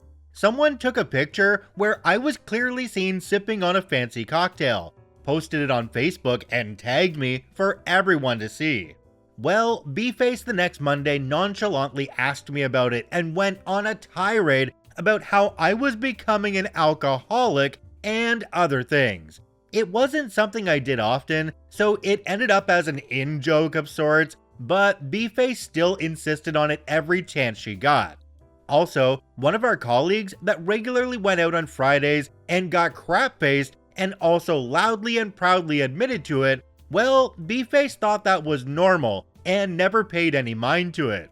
Next big incident was when I accidentally blurted out that I was going to take shooting classes. B-Face loved it. Literally managed to stop the whole office when she found out, because she was 100% sure that the week after classes, I would show up to work like Rambo with a machine gun in each hand, a red bandana, and a taste for vengeance. Not only did she blatantly say that it was a serious character fault, but also went on a tirade about how it was the result of me not going to church enough, a bad upbringing, among other things. I actually had to sit down with my boss to talk about it and ask him to intervene, which he did, and she got a big chewing out by our manager. She didn't stop though. 2 months later, I took over one of my colleagues' duties while she was on 4 months maternity leave. B-Face nitpicked everything I did for 4 months. If she found any mistakes or anything, she loudly and proudly announced it to the whole office. At the time, I was also going to the therapist for stress and depression related issues, and my therapist said I should really look into changing jobs, since there was nothing I could really do to fight B-Face, since she had been at the company for 10 plus years and knew the manager for 10 plus years also. A month after my colleague returned and I got back to my usual activities, I get my paid vacations, and halfway through them, I found a job opening at a local fruit distributor. I know it was shady, but heck, I took it. After going through all the bureaucratic mess, HR asked if I'd like to do an exit interview, but that unfortunately wasn't possible due to me having found a new job and already being in it. So instead, they just told me to fire off an email to the head of HR. Fast forward 5 months to yesterday evening at a cafe with my old boss, chewing the fat and catching up on things. He let me on that the one email I sent to the head of HR ended up in quite a bit of blowback on B-Face's career. While I did write about the positive things I saw in the company in my email and stated the reasons I was quitting, the bit about the rotten bits of the company created quite some backlash.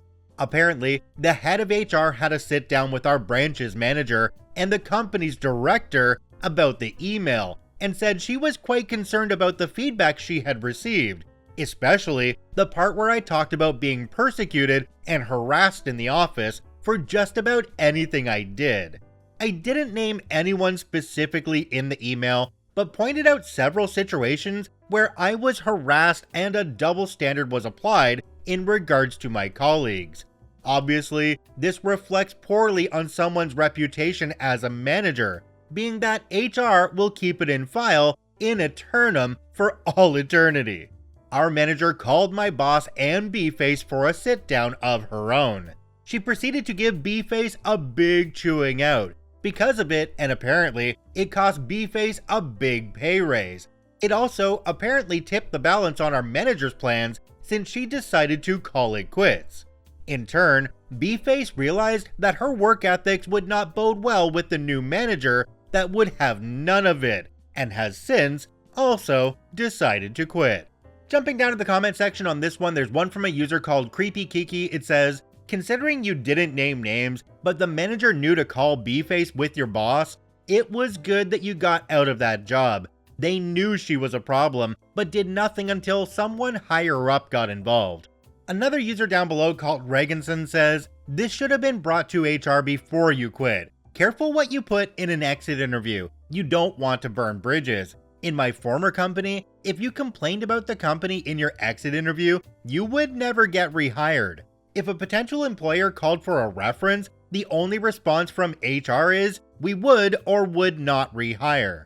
I don't think that was one of OP's concerns in this case because OP had another job to go to already. It does sound like the higher-ups already knew there was a problem with B-Face, but they needed something official to come through so they could actually do something about it. Yeah, it sucks, but sometimes you need those official complaints from people higher up to actually get rid of a problem in a workplace. This story comes to us from the Tubi. I left behind a deadman switch in the company workflow when I sensed I was about to be bullied into quitting. First of all, the story is a bit older, but I will keep stuff rather ambiguous at times just for my own safety. I don't know how much my company can find out. I hope I can put it into words so everyone understands, especially as English is not my first language. So let's get started. I started working in logistics at a company that builds things. That was just as COVID was starting actually. When I started, we were 5 people in the team, but one of the guys quit soon after. This is important because it was a very good insight into how my department operates when they don't need or want a certain someone around. They will not outright fire you, since then they have to pay you a severance, but instead, they will bully you into quitting.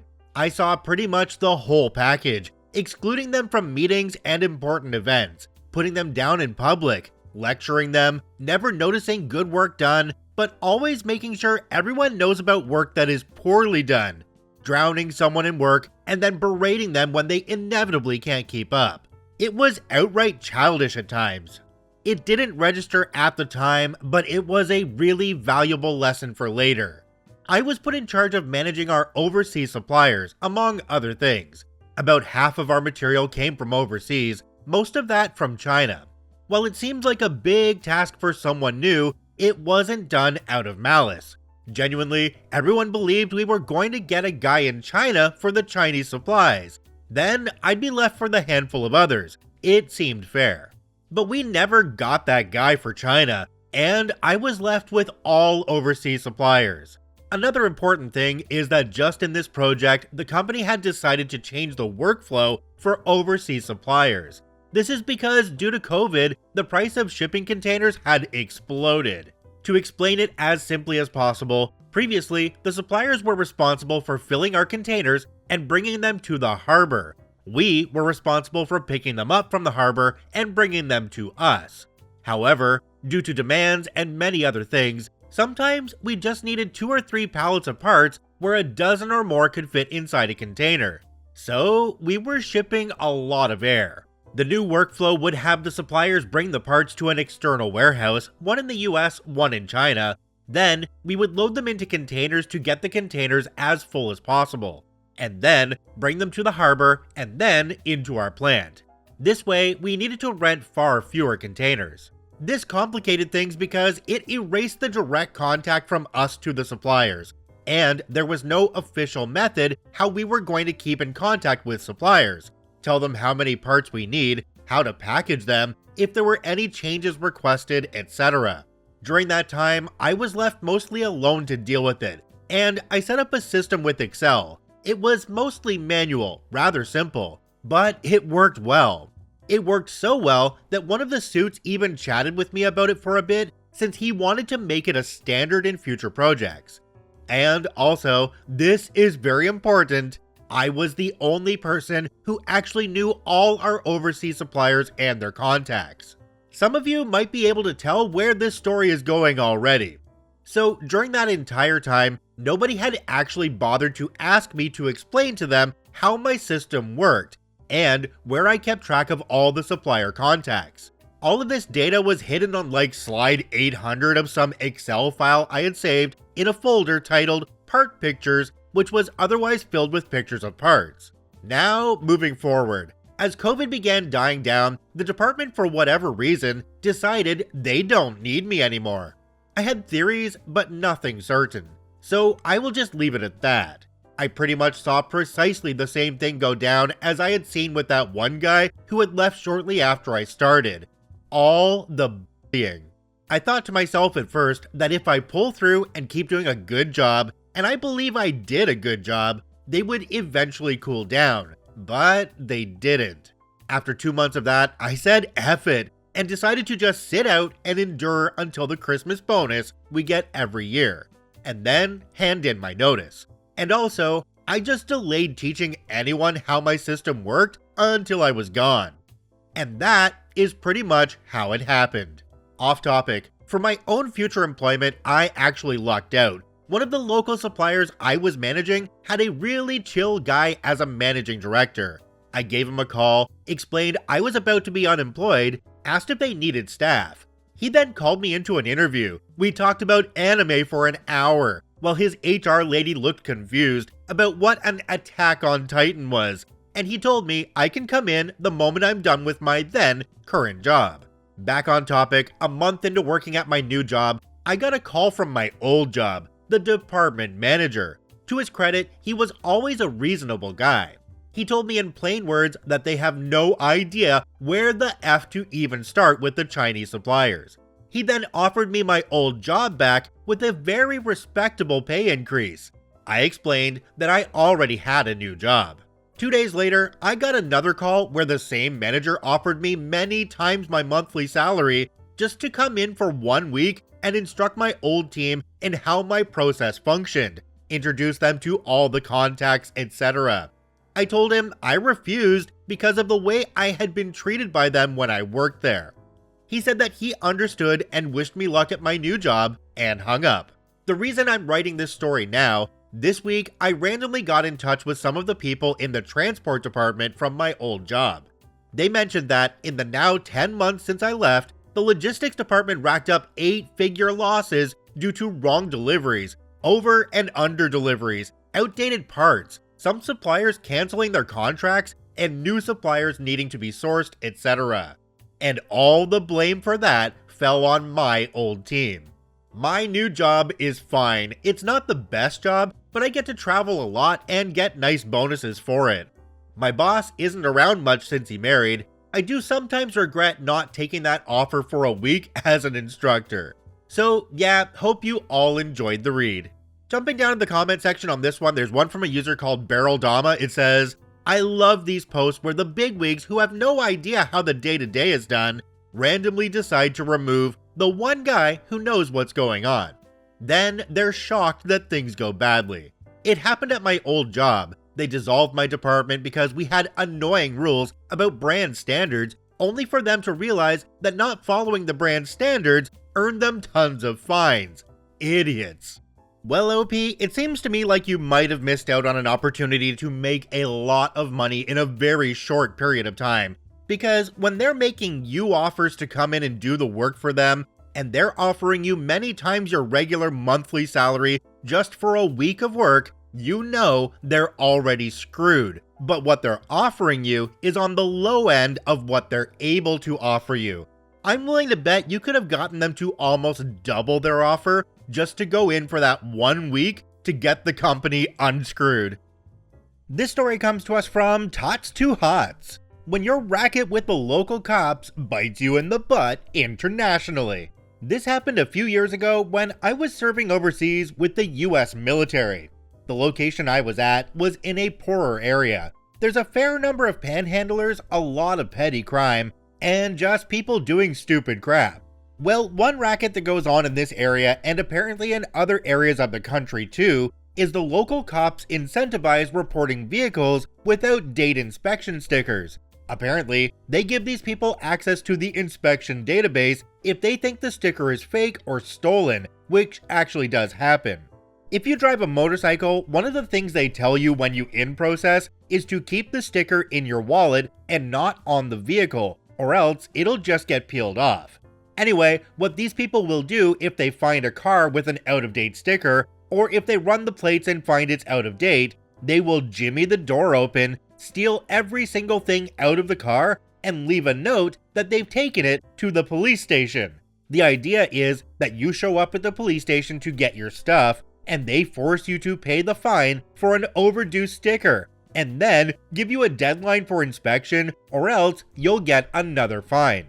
Well, I came out to my car one morning, and lo and behold, there was a note on my seat saying that all my stuff was at the local police station because my inspection sticker was fake, and I had to go get it. Not only am I late for work, my kid is also going to be late for school because there's no bus, and I have to drive her every morning on my way. Also, my inspection sticker is not out of date, so I have no idea what's going on. Now, here's the thing that was extremely problematic. I had put my passport and my wife and kids in the glove box because I was taking them to the base to get some paperwork done, as well as grab some paperwork for my wife to apply for a new passport because hers was expired. I'm very forgetful, so I put them in the night before and made sure the car was locked. Yeah, dumb mistake. Anyway, I get to the station, ask them what the heck was going on, and then when I have them look at the inspection documents that the guy had taken, which clearly stated the car had been inspected and was current, they apologized and told me that they would give me my things back, and I had to wait there for a second. I asked to file a police report for theft, but they looked at me like I had 3 heads and told me nothing was stolen, even though somebody broke into my car and took my things. This is where a light bulb went off in my head, and this might fall into the unethical category. The guy had taken official US passports, which might be a problem, but probably nothing would come of it since they were turned right into the police. However, I asked him where my wife's passport was. They told me that whatever is there is there. I said I needed a police report because I needed to contact the US Embassy about a stolen passport, and the fact that this police station would know exactly who the person was that stole it because they had dropped off my things that morning. I have never seen someone's attitude change as quickly as that cop's attitude changed. He tried to talk me out of filing a police report, but I was pretty insistent, so I went ahead with the police report. And then I did contact the embassy and reported the passport stolen and gave them all the information of the police station, and when I got the police report, I emailed it to them as well. Wound up getting a free passport out of it for my trouble. The embassy told me they were going to handle it, and from what I heard, the person who broke into my car actually got arrested and fined, and was looking at additional charges because he stole foreign documents.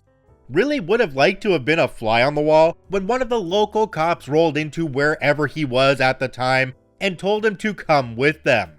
I don't feel bad at all. Hopefully dude learned his lesson, and I did not have any further issues until I PCS'd home. Jumping down to the comment section on this one, there's one from a user called Tranquil Twilight 2750. It says, Hopefully that saved a few other people the inconvenience of having their stuff stolen out of their own car legally. OP responded to this one and said, honestly, they probably just stopped doing it to Americans and keep doing it to the locals, which at least is something, I guess, but still crappy. Alright, let's be honest here, we all know they continued to do this afterwards. There's no way they were going to get rid of that cash cow of a business that they had going. So they lost one of the people that was breaking into cars for them. Oh well, that happens. I'm sure they had a whole bunch more people that were willing and ready to do it because of the cash they were going to make from it. OP, it sucks that you had this done to you, but your reporting it will do absolutely nothing. Now, don't get me wrong, I'm not saying you shouldn't report it, I'm just saying that in some places in the world, it really doesn't matter. This story comes to us from Crazy Mastiff. Today I effed up by being a butthole on the internet and causing a stranger to get divorced. I'm cross-posting this from Today I effed up. I'm really not a mean person and genuinely felt terrible for destroying a marriage, but the lovely users thought I should post here, though I didn't mean for the revenge to go to this level by any means. I don't even know if I meant for revenge at all, but here we are.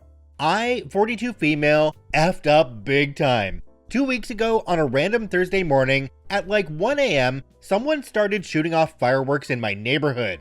I've been having bouts of insomnia and was finally able to get to sleep, and I had to get to wake up at 4 AM for a meeting 2 hours away that I had to be at for 8 AM.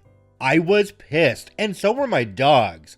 I love fireworks, but I think there's a time and a place. Thursday morning at 1 AM is not it. I posted to the neighborhood Facebook group a few hours later during a coffee break about people that set off fireworks at 1 AM midweek. After I make the long drive home, I check my Facebook. Some guy comments that I can't sleep because I'm a fat pig. Now, I'm chubby but not sloppy fat, plus I just lost the equivalent of a fully grown male wombat or 54 North American gray squirrels, so I feel effing awesome about myself. This is where I may have really effed up. I respond to the guy who was maybe mid to late 30s, very early 40s, about the same age group as me. I write in a comment beneath his, "Listen, guy's name, I'm sorry I had to end things, but I just didn't have the same feelings. What you're saying now is just harmful and mean. Please stop sending me messages, and commenting on my FB posts is just a pathetic way to contact me. I told you a dozen times already. We are done. It's over." The following day, I had to get to the airport for an out-of-country vacation that had me getting up early and leaving early as heck. So I don't check my Facebook during all the craziness. Also, because I'm only on it sparingly, I don't live on my phone, and when I am, I'm usually on Reddit or TikTok versus Facebook. I could not check my Facebook even if I wanted. I was on a cruise, not paying $25 a day for internet, and the country we visited didn't really have the greatest Wi-Fi. Besides, I was having a blast leaving the chaos of the world behind. I signed on Monday night and F. Apparently, people took this seriously and told his wife. She was freaking out on me, pleading for information, sending me messages. Her and his friends were DMing me. He was DMing me. It was bad. The last message was the guy saying, "I'm a total C because I refuse to tell the truth, and I just destroyed his life." I immediately messaged both him and his wife explaining what happened. I sent pics of me on vacation, even timestamped. Apparently, he is a serial cheater, and when I exposed our affair, another woman exposed her affair with the husband to the wife because the affair partner was jealous that he had yet another side chick. This was the straw that broke the camel's back, because not only of the multiple affairs, but because he humiliated her with how public it was, especially it being a neighborhood group.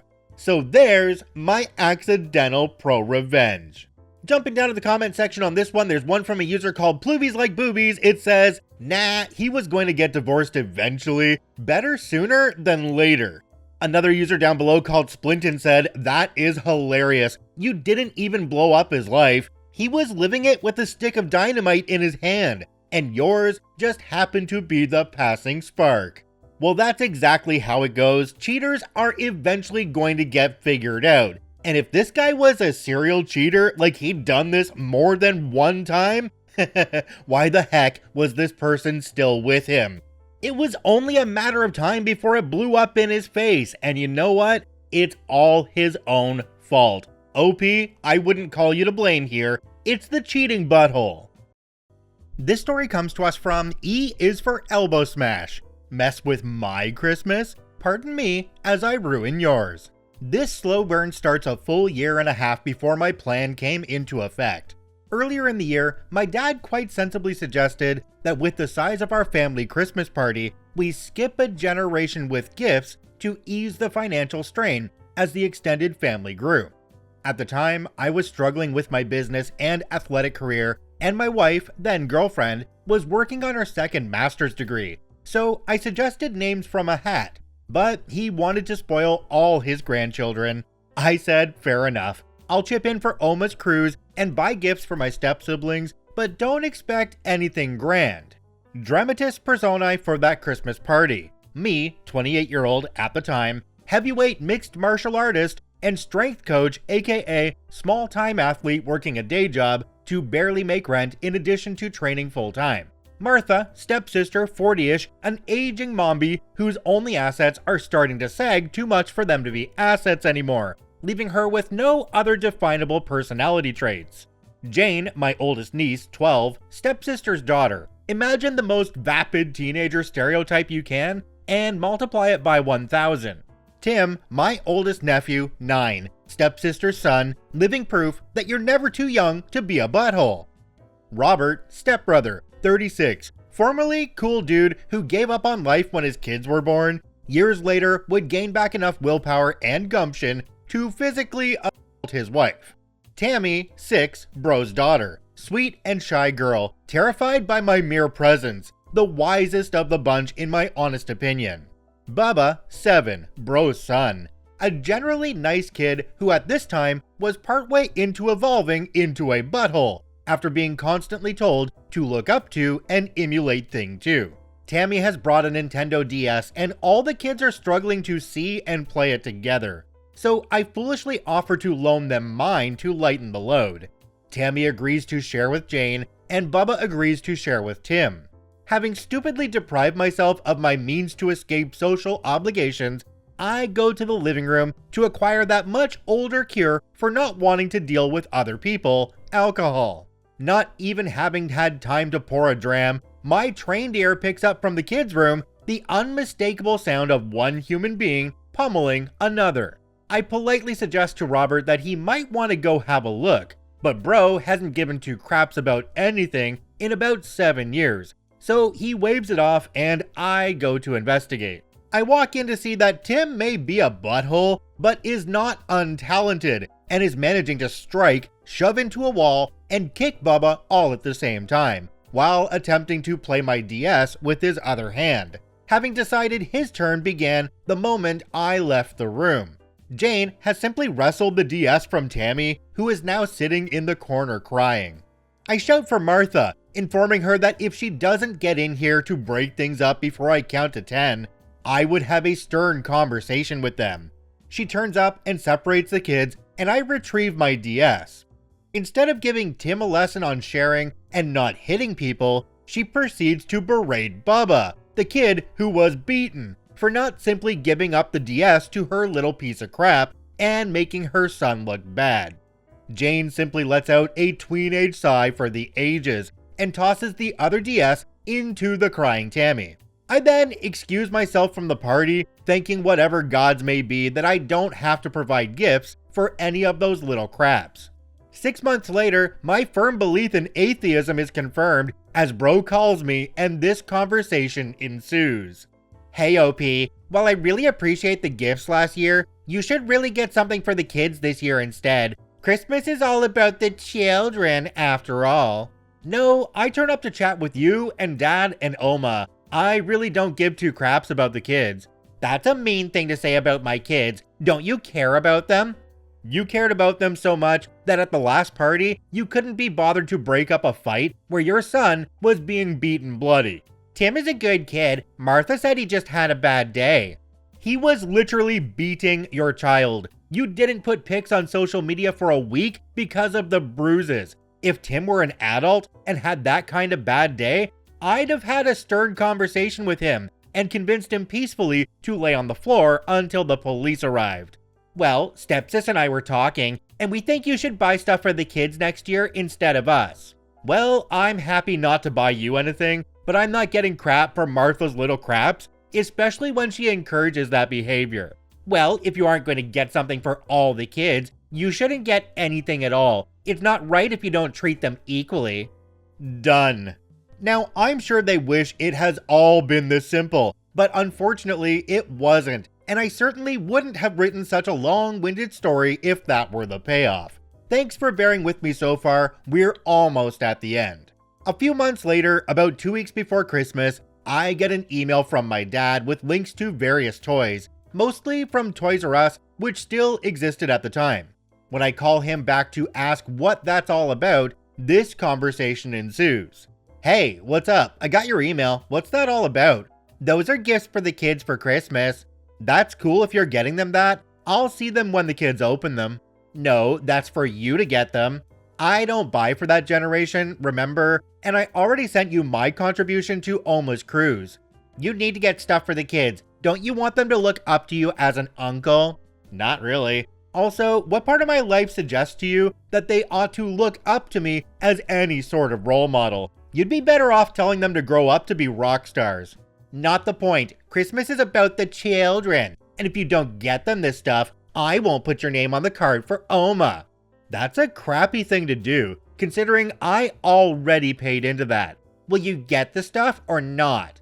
Well, guess my name isn't going on the card then. This will cost me more than a month's rent, so you can take this list and grease it up real nice. Dad interrupted. Calm your jets. This is what they want. I'll get them a token something, but I'm not taking out a loan. Fine, just make it something they enjoy. If what I get doesn't put a giant smile on each and every one of their faces, I'll buy you dinner at a steakhouse of your choosing. That's the spirit. Talk to you later. So Christmas rolls around and my wife and I have bought not just one, but 4 gifts for each of the little ones and wrapped them all beautifully. My dad, correctly, assumes it's all probably from the dollar store, but it's nicely wrapped, and he gives me a look of approval as I place it under the tree. My wife and I schmooze for a bit and then suggest that since we brought several gifts for each of the kids, why don't they open one each before dinner so they have something to do while they wait? Their parents of course agree, as it gives them more of a reason to ignore their kids and talk about them instead. So they send us off to hand out gifts to their kids. Martha is looking especially smug. As they begin to unwrap them, I prepare the camera as my wife goes for our coats, and I stick around just long enough to immortalize on film the big crap-eating grin on each of the kids' faces as they see what their gift is. Less than 1 minute later, the first blast from the air horn, Tim's gift, can be heard in the hallway, clearly by my wife and I, as we make our way to the elevator. I have no idea how much of the bulk pack of silly string, Tammy's gift, or the 36 rainbow pack of off-brand Sharpies, Bubba's gift, ended up on the walls, but I do know they repainted the place the next month. Whether or not the pile of slap-on bracelets we got for Jane ended up on the wrists and legs of the parents as they tried to contain the other 3 will be left to the imagination. But I like to think they all ended up in the height of 80s fashion before Boxing Day. I may never know if they opened the rest of their presents. Everyone got a copy each of the other's gifts, for fairness, plus a bunch of gross and mildly inappropriate temporary tattoos. In the confusion, none of them noticed either me or my wife leaving. I'm certain at some point they did notice the pretty gold envelope addressed to the parents on the tree. Inside was a very pretty card, blank but for the following note. This was a warning shot from off the top of my head. I've got a whole year to get creative for next time. Merry Christmas, OP. I never bought anyone steak dinner, however, I enjoyed several more Christmases with my Oma and Dad, until they passed, and I stopped seeing that side of the family at all. No mention of this incident or gifts for the kids was ever made again. OP added an edit at the bottom of this one. It's a quick one. It says, "Edit, thanks so much for the awards, everyone, especially for my first gold. But remember, your local food bank and its recipients need help more than my post needs icons beside it. So if you enjoyed my festive tale of revenge, you'll put a much bigger grin on my face by helping out those in need than sending money to Reddit." Jumping down to the comment section on this one, there's one from a user called TeamDNA04. It says, "As a mom, I can confirm that this was the perfect revenge, and kinda genius to be honest. Excuse me while I go buy some harmonicas for my butthole brother's kids this Christmas. Edit, need advice. Which is more annoying, a harmonica or a recorder?" OP responded to this one and said, "Excellent call. My wife suggested recorders be a part of the package next year if they didn't get the point." I could only imagine the look on OP's face when they heard the air horn go off as they were leaving that Christmas party. Oh my gosh, that must have felt so good. I can't help but feel bad for the kids in this situation though, and I mean all of them. The one that was getting pounded especially, because I can relate to that when I was a kid. But, oh man, these kids are all growing up with a dysfunctional family. Oh, I feel bad for them. I just hope somebody gets them something for Christmas, and that family realizes that time is the most important thing that we have. This story comes to us from Hype Tents. Christmas gift from Grandpa. I know a guy that has done this every year for more than a decade. It started when some dick broke into the cab of his truck and stole Christmas gifts he had bought at the mall. If I remember correctly, he had to make 2 trips and some jerk saw him going back into the store and busted his window. It was a long time ago. I'm not positive of the details of the original event. He started this tradition 10 years ago, the day after his truck was broken into, right around December 23rd. He does this at the same mall every year. He gets a big box, big enough to just barely fit in the backseat of most cars. This takes a while to find. He fills it full of the most vile garbage, dirty diapers, cat crap, rotten food, used sanitary products, packing peanuts. The past couple of years, and after advice from Reddit, he elevated his game by cutting all the corners of the box, so when opened, it falls apart like a beautiful blooming flower and the garbage contents spill out. He waits until a day or two before Christmas. He wraps the big box in festive, yet very thin holiday paper with zero structural integrity that barely holds the box together. Then he puts a big bow on it and a giant tag that says, "To Joshua, Merry Christmas, love Grandpa." He loads it into the bed of his truck and drives to the mall. Every year, it is stolen within minutes. Jumping down to the comment section on this one, there's one from a user called CausWC. It says, "Beautiful, I love it, but no one seems to be asking the important question.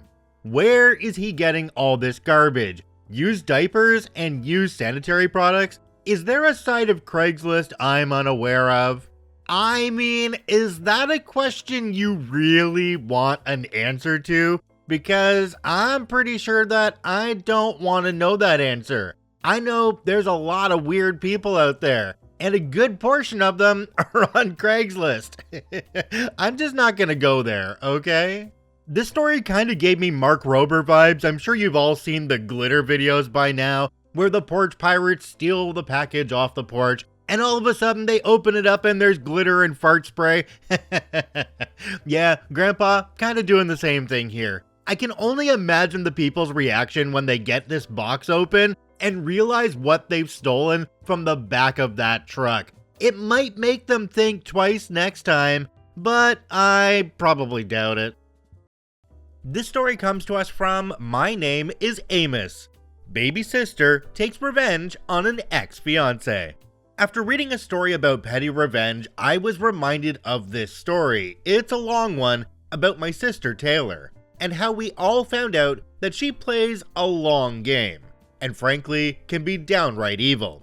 Some details and factoids have been changed in order to protect the privacy of the innocent, the guilty, and the family.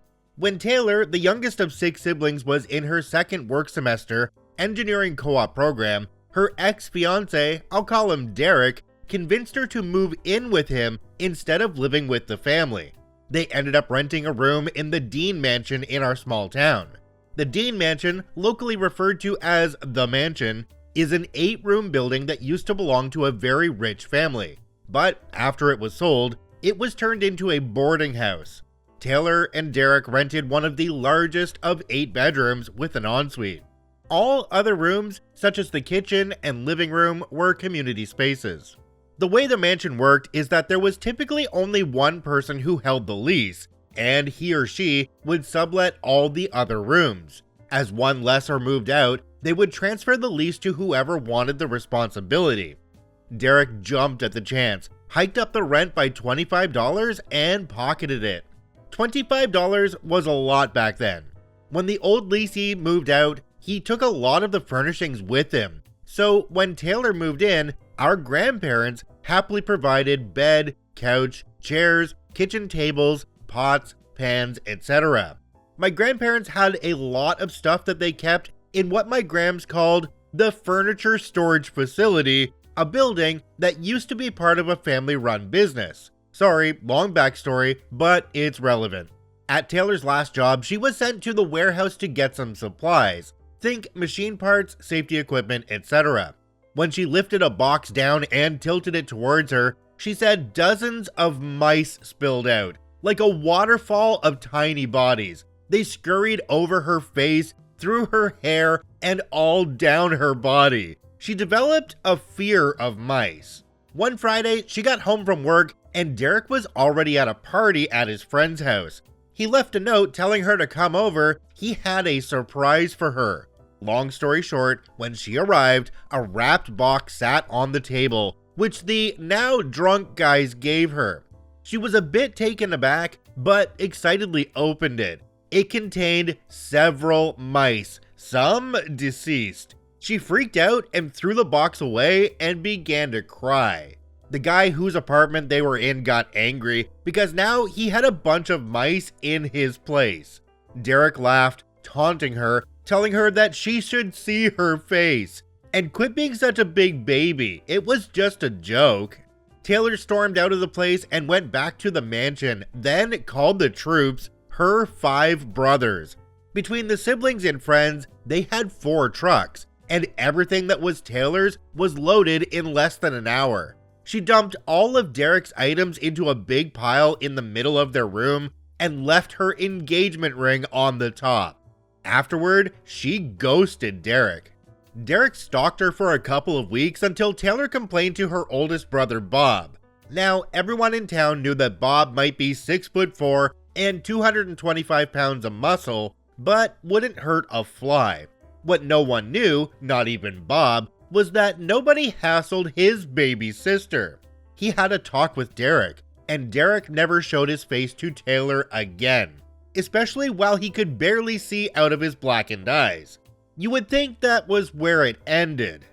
Given that for her profession, Taylor would always be around work sites and warehouses, and in constant fear of mice, Taylor had been forced to go to therapy to desensitize herself. The therapy worked well. Flash forward 32 years, and the entire clan is home for a memorial service that we've been putting off for both our parents. I now own the furniture storage facility and transformed it into my office, storage, and workshop for my small construction company. My daughter is the office manager and a softie. Taylor and her family had been in town for a week when one day, my daughter handed her an Amazon box. Then, Taylor corralled me into being her getaway driver. She brought the box and delivered it to Derek's car, which was parked in the local pub's parking lot. It was unlocked, so consequently, I wasn't needed to use my tools. Then we waited. When Derek came out of the pub and jumped into his car, he found the box and happily opened it. A lot of screaming ensued, and when he opened the door, several small bodies spilled out and scurried away. He leapt out, swiping at his clothes and yelling. My baby sister leaned against my truck watching it all with a grin and said, "Quit being such a big baby, Derek, it's just a joke." Jumping down to the comment section on this one, there's one from a user called Randomizer69. It says, I, male, hate rodents and sympathize with Taylor. Although I hate them so much, I could never have gotten revenge that way. Kudos though. OP responded to this one and said, it wasn't an easy process for her. She went 5 years trying every other therapy, but in the end, only the desensitization method worked. Now she's fearless and gives 0 Fs about anything. The perfect matriarch replacement for our mother. Wait a minute, 32 years just to respond with a box of mice as well? That's all you could come up with that far down the road?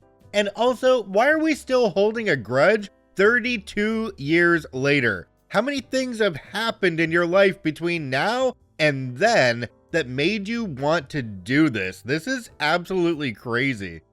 This story comes to us from A Quiet Borderline. Operation Let It Go. My dad just shared a story about my late Uncle Dale, his lifelong friend and fellow engineer. So, in his memory and in spirit of the upcoming holidays, I present for you the tale of nepotism, engineering students, and Idina Menzel. Uncle Dale was a senior engineer at a small firm in the Midwestern USA and engineering instructor at the local community college. He was also unofficially in charge of the office parties. To help offset the cost, he had a small tin box on a table outside of his office with a slot in it so anyone could donate money to the party fund. Everyone knew about it and were happy to donate. A month or so before the company's big Christmas party, Uncle Dale decided to check the box. Lo and behold, it was empty. Uncle Dale knew something was wrong because he had seen several colleagues putting money in the box. This could only mean one thing: someone was stealing from the party fund. At this moment, Brad, the owner's nephew and a fellow engineer, came around the corner, and something about the way Brad was looking at him made Uncle Dale suspicious. Brad didn't have a good reputation around the office, to say the least. He had a reputation of being pushy, obnoxious, rude, and just plain entitled. Unfortunately, he was not only the owner's beloved nephew, but knew how to skirt the rules so he wouldn't get fired. Uncle Dale decided to set a trap to catch the thief. Using his engineering skills, he set up a hidden rig using a hidden doorbell camera right by the box. He then had a colleague loudly brag about how he contributed $100 to the party fund. Then he waited. He got a notification that the camera was recording and watched Brad open the empty box, scowl in disgust, and throw the box against the wall. Now, you'd think this would end with Uncle Dale presenting the video evidence to his boss to get Brad fired. But oh no. As I mentioned in a previous post, if there's one thing engineers love, it's solving problems. And if it's engineering students, they'll make it an experience to remember. Uncle Dale then went to his engineering students. He offered them extra credit to come up with a rigged box that would make noise when opened. The more obnoxious the sound, the higher the bonus. 1 week later, they delivered their project and demonstrated how it worked. Pleased with the results, Uncle Dale awarded them the extra credit as promised. The next day, he set up the rigged box and proclaimed, "Well, isn't this nice? Someone donated $50 to the party fund." Then, he went to his office and waited. The engineering students had rigged the box with one of those inserts from cards that play music when you open them. By popular vote, they had picked Let It Go from the Disney movie Frozen, right around the time the song was beginning to become unpopular. They also managed to ensure that once opened, the box couldn't close unless you pressed a hidden side button releasing the hinge, so the song would continue to play. For extra funsies, they made sure to angle the insert for maximum volume and secured it down with industrial strength glue. Sure enough, everyone in the office heard Idina Menzel belting the hated song and Brad's frustrated grunts while trying to close the box. One of those attracted by the sound was Brad's uncle. Finally, Brad chucked the box at the wall, managing to put a good-sized dent in it. The uncle then summoned Brad to his office. 15 minutes later, Brad left with a cardboard box and cleared out his desk, along with a note in his file, "Do not rehire, do not recommend." So, his engineering career was over. That Christmas, Uncle Dale had a little video prepared to show at the party. The doorbell camera had caught Brad's attempt to steal from the box, all to the tune of "Let It Go." Jumping down to the comment section on this one, there's one from a user called Horsey Juice. That's nasty. It says, "I have a 3-year-old. I listen to a lot of kids' music, especially Frozen. If Let It Go is the most obnoxious sound or piece that you could come up with, you're not even trying." I say that as someone who's heard that song, does the math, at least 1,000 times. Heck, it's not even the most obnoxious song from Frozen. Love is an Open Door, anybody? I've got 3 young ladies in this house that absolutely love the Frozen movies, and Let It Go definitely is not the most annoying song that they sing all the time. I can think of a few others, like Baby Shark, or from the Cars movie, Life is a Highway. You can only hear those ones so many times. Although I do like to annoy my own friends with Baby Shark, so I think I should probably just stop talking now. This story comes to us from Lego Morph Lover. Got $40,000 for accidentally confiding a secret to a gossiping coworker. I worked at a chain salon in the US for minimum wage plus tips. We got paid on a sliding scale. The more you added services, the more your hourly pay. Then, for back to school, we started offering $10 haircuts. It's dumb to offer a big discount on back to school because that's when everyone needs a haircut, but whatever. Except to advertise this sale, we had to stand on a rickety step stool and hang a 10-foot long, 3-foot wide banner off of the roof of our store. The step stool alone made it a dangerous task, but on top of it, the sidewalk was uneven. Our manager insisted we do twice a day, open and close, in case someone steals the banner. Because certainly, someone would want to steal a banner with our logo that says $10 haircuts. It was annoying, but I was looking forward to my next paycheck. I had a high service dollar per hour, which should have meant a bigger hourly pay and paycheck. Except it didn't. That $7 per haircut discount, it was coming out of our final service dollar calculations, and we ended up making significantly less than usual. I'd worked there for years, and this was the smallest back-to-school paycheck I'd ever seen.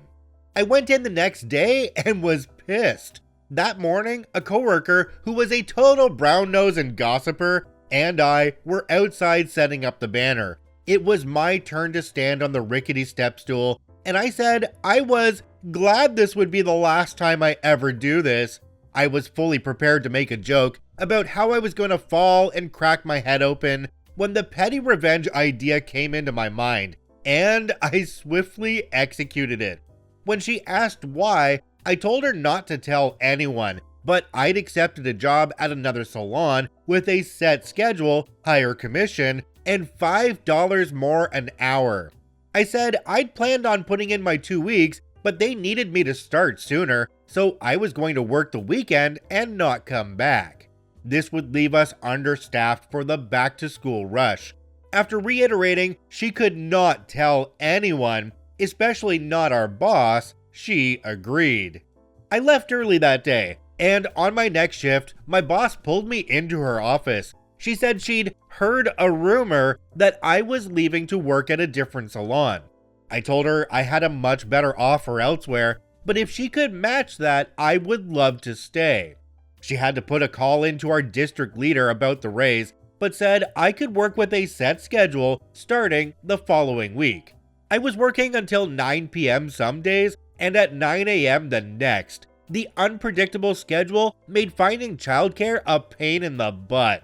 I was consistently ranked number 2 in sales for our store and the district, so the district leader approved the raise and I stayed there another 5 years, which means I got an additional $39,000 in pay for accidentally telling the salon gossip my secret. I also got 20% commission on $500 to $1,000 a week in product sales. The ProRevenge. I also started printing out my service sales slip from the day before at the beginning of every shift, so that when payroll readjusted the paychecks to include coupons, I could pull up my record and dispute it. According to payroll, there was nothing they could do about it. I stayed another 5 years, raising the issue sporadically until they brought back the $10 haircut sale, and I quit. A few months after I left, I was made aware that a different employee in another state filed a class action lawsuit, and I got a letter asking if I wanted to be part of it. I accepted, and the lawyer loved receiving 5 years worth of documentation, emails from corporate and payroll, etc. They had to go back through all of my paychecks and compensate me for the difference. This included adding the free haircuts reward program and discounted haircuts as their whole amount, increasing the service dollar. 19 cents an hour here and 30 cents an hour there added up. And despite the fact that the settlement was split with a lot of people, I got $10,000 from that, in addition to my adjusted pay, which was around half the settlement amount. Jumping down to the comment section on this one, there's one from a user called Innerlight. It says, "Effing wage theft should be punished with prison time." OP responded and said, "Absolutely. They've since been close to bankruptcy multiple times and are franchising out their salons as quickly as possible." Another commenter called PN Gwyn says, "Document, document, document. Being right is nice, but having proof is far better." OP responded and said, "Great quote." Almost feel like a broken record here because I've said this all the time on this channel. Document everything, because you never know when you're going to need that documentation to help you out of a situation. Or in a case like OP had here, you might need to provide that documentation to a lawyer, which will end up in you getting a ton of money. So document everything, no matter how small it is, because you can use it in the future.